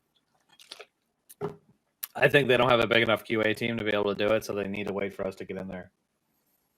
Somebody on Twitter today told me that this block was a huge... They told me this was the biggest FU to PvP players in recent Bungie history. And I was like, bro, do you just go around being a victim all the time? Because I don't understand what you're saying. They literally saying they hear you and they're going to be watching so they can make adjustments immediately if they need to. I don't see fuck you anywhere in there. But, you know. Yeah, they'll be monitoring and ready to nerf if needed. Literally, that's what it says. Everyone on Twitter wants to be a victim these days. So what are you going to do? Okay. I'm going to seed this back to Greener. Maybe we seed it to Dunk and let him lead into the power in the Edge of Fate section. So yeah. Well, as most people know, they're going to be doing a power refresh here. So that means that come July 15th, your power is going to be set to 10. Going to be at 10. You got to work your way back up to 200 or whatever the max is going to be at the start of Edge of Fate.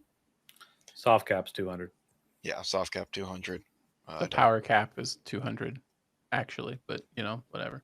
Or power. But cap. it works like the old soft cap.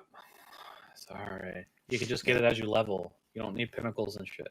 Yeah, but yeah, they're also making leveling up a lot easier come this next season. So just keep an eye out for that. They're making some changes to how some activities are going to display their rewards, so you can kind of plan things out a little bit more for doing that power jump as you increase your power throughout the entire time.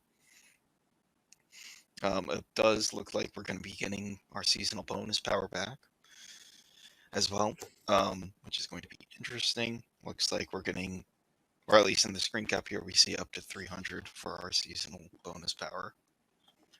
But, or, 100 seasonal bonus, so that brings you up to 300, which will... Okay, sure, why not? I don't think anyone needs to quite get that high for seasonal content, but we're going to be able to get dedicated. We're going to be able to get to 450 this season. Yeah, and then up to 550 when Ash and Iron drops. Yeah. so they're giving us another 100 to tier up, and that's for tiered weapons, like tiered difficulty. So that's why people are going to be wanting to level up. It's not like season, like it's not the same as seasonal stuff anymore. It's if you're playing, this is for 350 power level, it's going to drop this gear. This is for 400 power level, it's going to drop this gear. That's even better than the last one, and so on and so forth. So you work your way up as you make your shit harder. You get better gear, you get stronger, and then you make it even harder. You get better gear, and that's how the loot grind is going to work for power. Yep. Yeah. And then something else that's interesting is that they're going to remove the weekly limitations that they've previously had for the power grind. So now you can grind all you want throughout the entire week without having to worry about waiting for new pinnacles to be available, or just general power to be available for you. Because there are no pinnacles anymore. Yeah. Well, yeah, exactly. Yeah.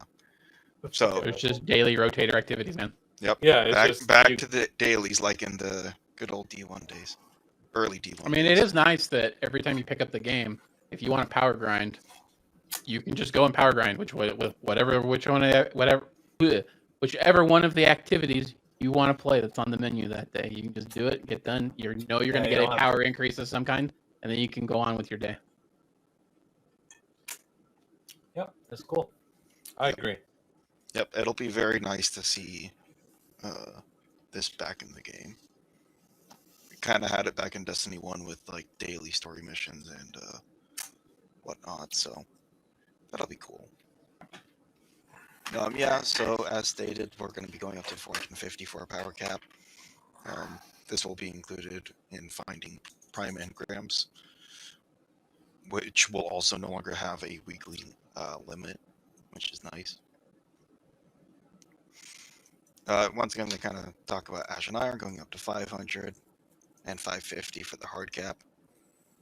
Infusion has always been a great way to bring your favorite power weapons and armor up to your current power level. Well, you can now infuse levels of season bonus into your favorite gear using a new currency called unstable cores. You can find these from different sources, lots of seasonal. The primary way is going to be dismantling unneeded gear that has seasonal bonus power levels. High bonus gear. Yeah. Yeah. Higher the bonus power, the more cores you get. Oh, yeah. I didn't get a chance to read this today because today's been a bizarre day. That's all right. Yep. Quality of life. Just talking about a little bit of quality of life stuff here. Power climb should be more intuitive than we've seen it before. Reward forecasting, which will be a nice new way to see what your potential rewards for the activity that you're completing. And then, yeah, that's largely it going into the Edge of Fate. Then we got the economy updates. All right, yeah, let me take this. Greener can't take this. I'm going to glaze over some important things when we get in here. You can cry here in a minute. Economy updates. Edge of Fate. You're going to get most of your glimmer from doing core game activities. So it's going to be all the stuff that's in the ops, in the director, or not director, the portal now. And you're going to get more the higher the stuff is, the higher your gear level is, right? That's great. That makes sense. They talk about masterworking and what it's going to cost to masterwork. There's escalating costs in order to masterwork stuff, but it's nothing really that's any different than what we have now. It's all pretty straightforward. So the chart's there for both regular armor and exotic armor. Greener's messing with his audio. What's he switching to? What's he doing here? What's he doing, chat? How are you listening to us now, Greener? He's trying to figure out what the buzzing is that chat's talking about. I ain't trying to figure out anything. All right. You're good. Keep talking. And here we go. So we're going to skip over these tables. You can go look at them yourself if you're interested in looking at what the hierarchy is. There's an interesting section about destination materials here. Why is this interesting? Well, I don't have any destination materials left, and I don't. I bet Dunk doesn't either. No, I do. But- Oh, you do. Well, Greener, by all accounts, Greener has stacks and stacks and stacks and stacks of destination materials locked away in his inventory or in his vault. And on July 15th, they all become absolutely worthless. No more trading them in for Glimmer or anything else. They're just taking up inventory space. Yeah, fully depreciated on July 15th. Officially, they said you could just delete them, which annoys me a little bit that they only gave us a week and a half notice, and we can't use them to like gain anything else before. Like, there's no other way to use them. So you know how like legendary shards, you were able to buy a bunch of shit before they became useless. You can't do that. These are just absolutely useless. You can buy 500,000 Glimmer, and then that's it. Go into the expansion with a full wallet. But with how easy it is to just burn through your Glimmer nowadays, that's like no money whatsoever. Welcome to the pores, Greener. Welcome to the pores. I might just stop playing the game now. I'm sad now. I have 13,000 materials and I have to use them. You can't even use them. There's nothing to use them on. The only thing you buy with them is Glimmer. So once you're capped, you're cooked. You're cooked. Mm-hmm. Why don't you buy Glimmer to buy you could buy you use it to buy upgrade modules, which are also going away, but at least you're spending them. You can feel like you're spending your money on something. Yeah, that's right? not a waste of time. Yeah. Is there Everybody anything that Sing a sad Glimmer? song for Greener. Is there anything that Glimmer can actually buy No, that is No. useful at all in any way? no, negative. Let me buy cores or something with them. No. Why not? They've put in a new system with the unstable cores that, our regular cores aren't even going to be worth as much as they used to be. Use Glimmer to craft your crafted weapons. Yeah. You need a bunch of enhancement cores to be able to do that, dude. Like, I'm not going to blow 3,000 enhancement cores just to level up my guns.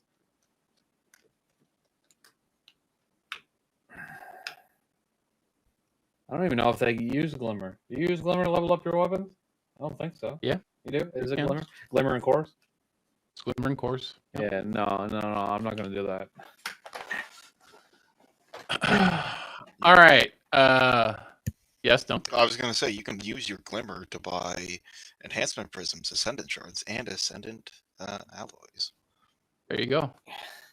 There's caps on all that shit. On the special orders, yes, but not on the materials exchange. Well, There's caps on the number of there's caps on the extended number of cards things you you can can hold. hold yeah, on there's to. caps on how many you can hold, but you always All need that those. stuff is full. Like, I play the game a Well, lot.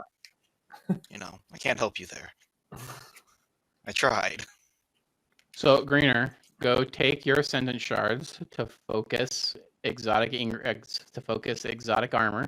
That's going to have stat splits that are going to be good for you for Edge of Fate, and then use your money to go rebuy your ascendant shards. There you go. You can burn a lot of Glimmer that way. We solved it for you. Okay. Alrighty. So Onslaught's no longer a Vanguard op. That's right. You won't be able to attune Brave Arsenal weapons. In fact, you You're won't only even get Brave Arsenal weapons from. No. Your only way to get Brave Arsenal weapons is going to be when Xur has them. And they're not going to just be sitting there. It'll be when they're in rotation for Xur. So if you're missing any of the Brave Arsenal guns that you have been thinking to yourself, man, I would really like this roll of that gun, you better go do it right now, because you only got a week left.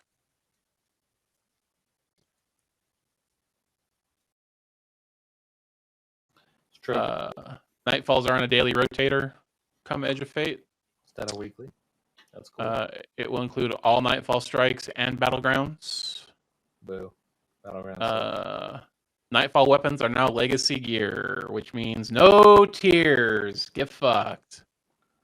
Nightfall loot pool will be updated to include all previous Nightfall weapons that have origin traits. Nightfall weapons are on a knockout list until all Nightfall weapons have been unlocked. Grandmaster Nightfalls no longer exist because their function has moved to portals and conquests. There you go. That's another clue that some gear is not that you're going to be able to still get is not going to be on the tier system. Fucking Bungie. Fucking Bungie. Legacy rituals, Crucible Gambit, and Vanguard Ops. Activities that don't offer tiered gear require some adjustment to the new system. Ritual reputation reward trackers are gone. Ritual engrams are gone. Legacy focusing remains, but costs have been updated with the removal of ritual engrams, which means their glimmer cost is going up. And they're going to cost enhancement cores. These are all bad changes. And it all just confirms that not all gear is getting tiered, which is bullshit. I'm going to refund my pre-order. Quit the game. You literally said when you came in here today that you had all good things to say, except for like one thing. Now you're sitting here reading through all these changes, and you're like, "I'm getting rid of my pre-order. Fuck this game." Yep. Mm-hmm. Whatever. It'll be Anyway, within a year we'll have like 20 billion weapons to choose from. It's fine. vendors are also being assholes. Xur's not selling legendary armor during Edge of Fate at all. That's all moving to Ada. So Ada's getting a purpose other than selling you transmog engrams. Has anyone ever Xur's bought gonna have a piece of legendary armor from Xur? I mean, some people bought it for transmog if they were missing stuff. Oh, okay. Xur will now sell 2 exotic armor pieces per class per week. They'll be from existing loot pools. One will be from Beyond Light, Witch Queen, Nightfall, and Final Shape pools. Player must own the expansion for those that those exotics come from in order to be able to buy them from Xur. He's going to continue to sell catalysts, but they've been moved to Strange Gear offers submenu. He's going to sell exotic class items every week. You're still going to have to get it from Dual Destiny before you can buy it from him, just like before. He's going to sell 9 legendary weapons per week, 3 weapons per slot. He will sell the class-specific swords. They won't be available every week. He will have Brave Arsenal weapons. He will have Legacy, Nightfall, and Trials weapons in his inventory. There is a rare chance that Adept version of those weapons will drop when you purchase one.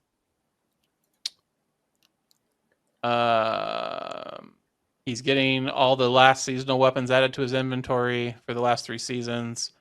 He's going to have all the legacy comp stuff added as well. He's no longer going to sell any engrams, ciphers, or upgrade modules because all that stuff's going away anyhow. 801 is where you're going to get your 20 threader bounties per season per class. Those are being modified, by the way, so that you're never going to get something that says go do blind well. Like the engrams are all going to be more generic, so you can do them no matter what you're doing. There's a dog in my office. But Blindwell is so good. Wolfie, come here. Pop up. Wolfie, Say hi to the people. like from Terminator 2? No, his actual name. My developmentally challenged and deceased brother-in-law named all of his animals after superheroes. Wolfie's actual name is Wolverine, but he responds to Wolfie, so that's what we call him. I was thinking of the scene when Arnold Schwarzenegger suspects that John Connor's mother's been murdered by the T-1000, and he makes up a name for the dog, and he says, "Is Wolfie okay?"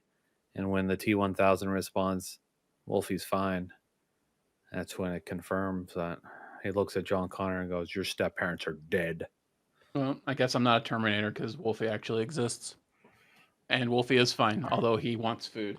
Why he came in here. He wants me to feed him. Oh, we're on Ada's inventory of legacy armors has been expanded 20! to include all the armor that Xur used to have. She's going to have it now. She picked up his whole backlog. She bought it from Goodwill, Xur Goodwill. and now is going to be reselling it. Our legendary armor is going to cost 15,000 glimmer and 3 enhancement cores. I am not spending 15,000 glimmer and 3 enhancement cores on a piece of transmog. Fuck that. Ada can lick my nuts. All right. You Platonically, in a non-sexual robot way. Anyway, we've already talked about the thing she's going to be doing for the exotic armor, and I already mentioned what's happening with bounties. Banshee's losing all of he's losing his reputation track. You can't get reputation from dismantling gear. He doesn't sell upgrade modules. There's no Ingrams. Legacy weapons that he sells will be 15,000 glimmer and 3 enhancement cores. So there's a trend here. Rahul, the Cryptarch, he no longer has ranks. New exotic armor in Edge of Fate will only be unlocked via completing the legendary campaign and not through Rahul. They are unlocked per class, meaning you must do the campaign on each class in order to get the exotics.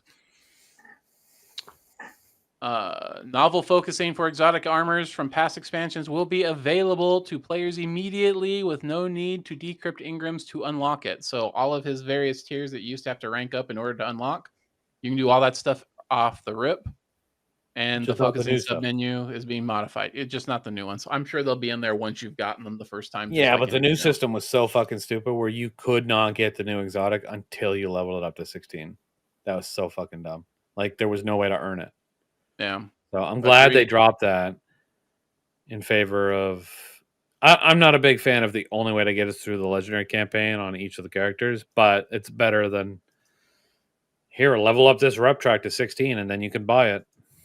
Dumb. Ghost mods are being modified.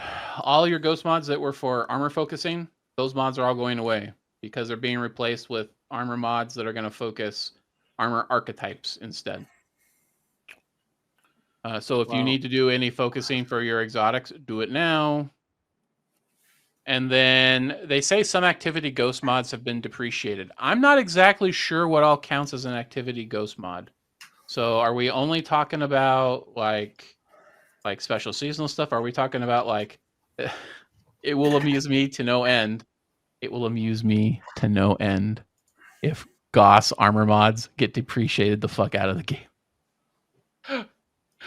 All of a sudden, every Goss farmer, there's a great disturbance in the Goss forest as every Goss farmer cries out in terror all at the same time because they no longer can get their enhanced relay defender to get that one phase on the final boss.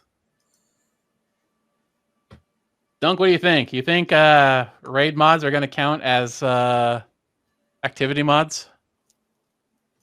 I don't think so. I think the activity mods are like prosperity, honestly. Yeah. I think that's what it is. I've never looked to see if they indicate what kind of mod they are on them.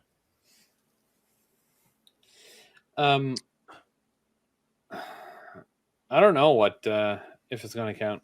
I did notice in chat somebody says, "Wow, Rahul's rewards card didn't last very long." I mean, it lasted a year. That's a pretty long time in terms of things. Osiren ciphers and Nightfall ciphers are going away, so if you're going to use them, do it now.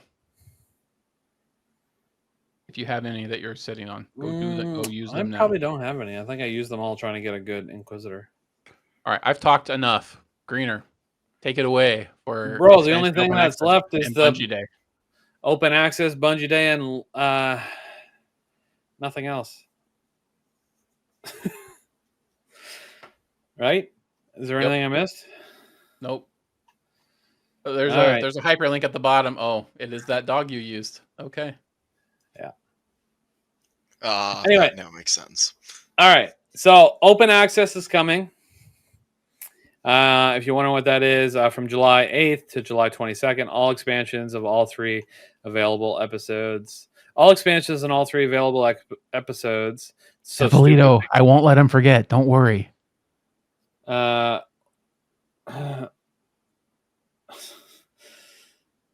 does it say it that way? All current expansions and all 3 available episodes are completely free on every platform. That's a lie, because as soon as July 15th hits, all the episodes are going to go away. So not from July 8th to the 22nd. All expansions and episodes are completely free. it's from July 8th to the 15th, and then from July 15th to the 22nd, it's the expansions. I know that sounds dumb. I just went weird with it. Sorry, I stubbed my toe. Hold on. That's how I wrote it down, so I want to see what's actually written in there that way. Open That is access. exactly how it's written. Okay. That's so dumb. Wait, are the episodes going to be available until the 22nd? I'm just curious. Like, did they just fuck this up or? Or did they just leave out a detail so more people would try it? Who knows? I don't know. Starting July 8th, that's next Tuesday, and until July 22nd, all current available Destiny expansions, as well as all 3 episodes, will be available for free on all supported platforms: PlayStation, Xbox, Steam, Microsoft Store, Epic Game Store. And the cherry on top, all currencies, gear, title, triumphs, cosmetics earned during the open access period are yours to keep. I gotta like tweet this and be like, DMG. Does this mean the episodes are gonna be available till July 22nd? I'm gonna say it just like that too. That's the Okay. voice you use whenever you're typing anything into Twitter. Yeah, exact voice. That makes Every time. sense. Okay, anyway, so yeah, if you didn't get them on every single platform, I wonder if they're still for sale. They were like, it was like $20 for everything on every platform. Let me double check. Destiny 2. Light and Darkness Collection is $20 on Steam, so it's probably still $20 on Xbox. It's still probably $20 on PlayStation. If you don't have all the expansions, yes, this is free for 2 weeks apparently coming up, but just go and buy them and you'll have them forever. Then you don't got to worry about it. And they're not that, like I said, they're $20 for everything. So you can probably pick and choose the expansions that you don't have if it's only 1 or 2, and they're probably on sale too. I guess I don't know for sure, but anywho, next Bungie Day is almost here. All right. So Bungie Day hits on July 7th. That is Tuesday. It's Monday. What? You're starting that shit on Monday. Oh, so confusing. All right. Anyway, Bungie's teaming up with the Bungie Foundation again to reduce the stress and support kids through gaming. It's part of their humanitarian aid work, tying in the 7th column chaos push, which is a tournament that we are taking place in along with 15 other teams. I don't know how many people that is total. Like 40. That's why I'm wearing what I'm wearing right now. Chaos! It's 45. Shrouded Gaming. Let's go. Is it 45? Yeah. All right. Anyway, our first game is on July 11th, and we're going up against some sweats. So wish us good luck. There's some cool stuff you can win if you get top 8. I don't see it happening, chat. But I'm gonna have fun anyway. I'm gonna wear this and I'm gonna stream it for all of you. And it's gonna be delightful. And if you watch that stream, what about it? You can get an emblem, right? You just gotta watch one of the streams, right? And gift a sub. Oh yeah. Yeah. Okay. But that's anytime. I think you got everybody that's listening to this. You got to do it while you're watching Greener play PvP on stream. I'm just trying to see when it lasts to. Oh, it's only a week. Damn. Yeah. Okay, so from July 7th to July 15th, if you gift a sub while watching this channel, which you should do it, obviously, this channel, not some other loser Destiny channel, you get this emblem right here. It's called Pixel Perfect, and it's cool. I think there was another way to earn that last year, but I can't remember what it was. I've seen this emblem before. I know I did. But when are you streaming? Well, we're definitely streaming on the 8th. It's not Crucible, but that'll be the Player of the Week stream. You can do it then. I'll be streaming on the 11th, the tournament, so you can do it then. We'll be doing this week of Shrouded on the 10th, I think, so you can do it then. Plenty of opportunities. Anyway, that's the emblem you can get. We'll definitely be talking about that in Discord when we are launching our stream, so not a big deal. Okay, so for Bungie Day, how it works, big thing, we're going to have our own fundraising link where we're going to be raising money for Bungie Day. We've got a bunch of rewards from Bungie, plus some of our own, plus some of the stuff that we've had. We've been waiting for Bungie Day to hit. I can tell you right off the rip that we will definitely be doing. Obviously, we're going to have all of. My lord, where did I put everything? That's what I get. I didn't reword these. 2 seconds. There's one here somewhere. I found it. We're golden chat. Okay, so I showed these, I think, in the last podcast. A bunch of emblems. They're all going to be available for $7 donations. Notice the middle one is replaced. That was a different one. You cannot get that anymore. People complained about it because it was a fundraising incentive at one point. If you raise money, you get it. People complained about it, and Bungie shifted their positions. I want to point out that I'm in the Bungie Foundation server, and I told them right to their face that not letting that stay available was an L. I was not one of the content creators that complained about people being able to get that emblem. Heart Control is what its name was. And during Game to Give 2023, you had to raise $500 to get it. And the people that did that were the ones that were complaining. Not all of them, of course. Wasn't the snake heart also the same thing? Technically, the snake heart was $100 for Game to Give 2025, but you could also get it before that for donating any amount during TwitchCon. So, anyway, we're going to have our own fundraiser. It's going to be launching at midnight Pacific on the 7th. So that's 3 a.m. Eastern on the 7th. I know that sounds stupid, but that's when they launch it. So we're gonna have all of those. We're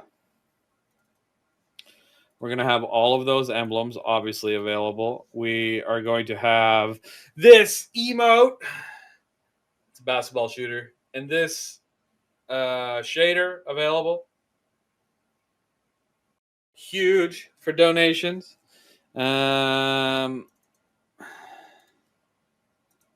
I'll leave that up for a second so you guys can look and enjoy it. I gotta find another one.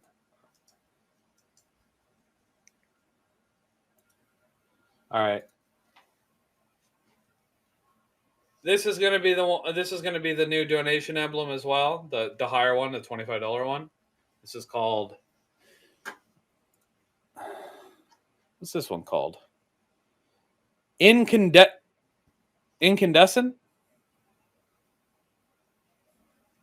That doesn't scream incandescent to me. But there it is. Incandescent. It's a cool emblem. So once again, this one's 25. The shader and the emote is a combo unit of 75 as well. Or 25. Sorry. 25 for the emblem. 25 for the emote and shader. This is going to be available in-game for 700 silver. It won't be through our campaign, but this Sunshot, I'm definitely going to be grabbing one of those bad boys. I like myself a Sunshot. Let me check one more thing. I should have had this ready. There's so much stuff to have on the screen ahead of time, but I'm dumb.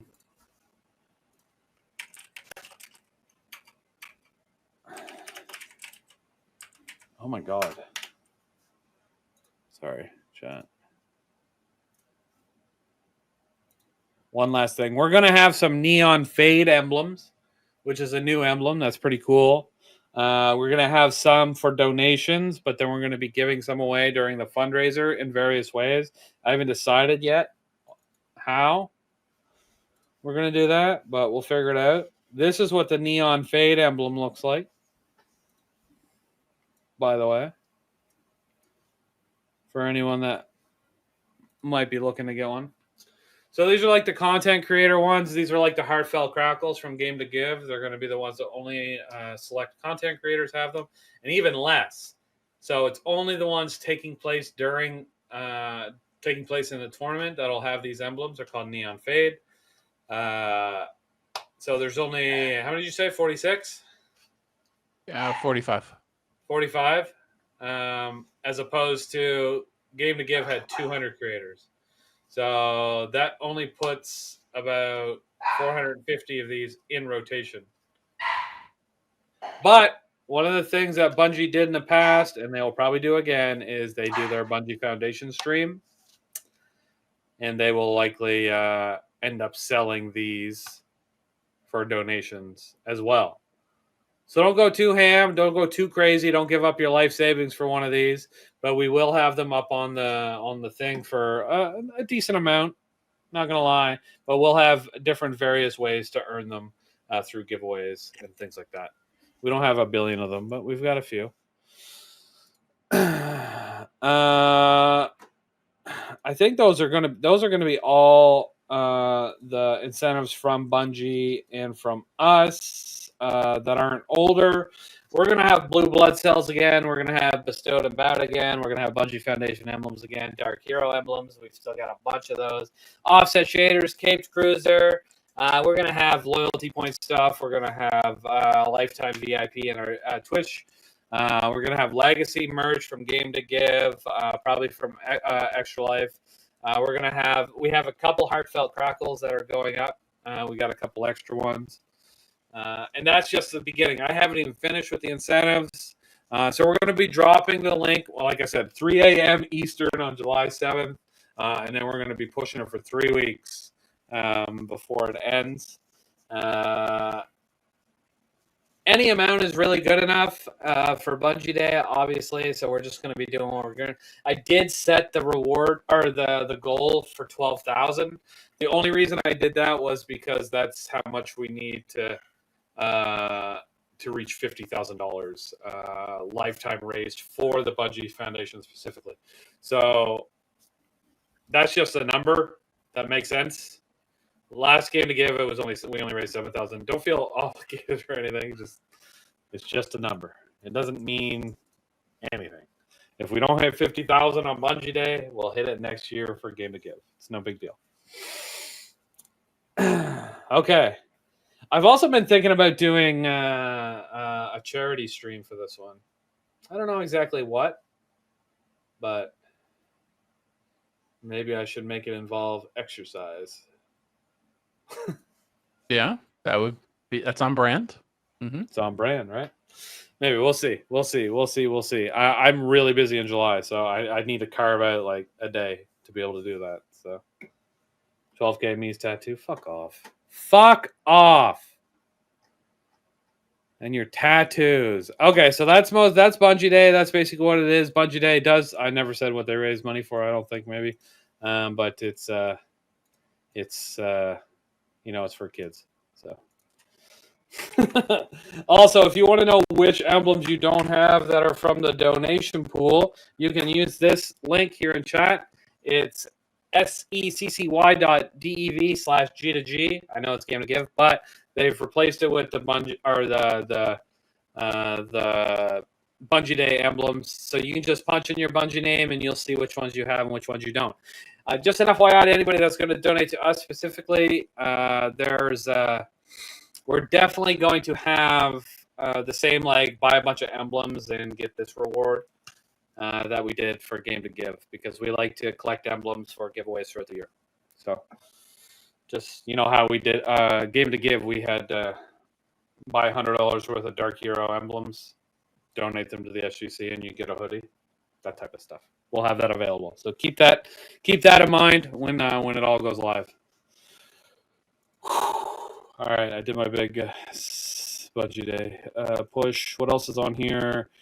Bungie store sale starts July 7th, 10 a.m. Expect new deals, retired rewards coming back, and other Bungie Day exclusives. Huge. We'll be diving into the Edge of Fate firsthand on July 15th. If you're watching the raid race, racing the dungeon, speed runs for Ride of the Nine, or just spamming abilities in the daybreak, good luck. Have fun. My name is A Greener, and we'll see you next week for another exciting episode of This Week at Shrouded.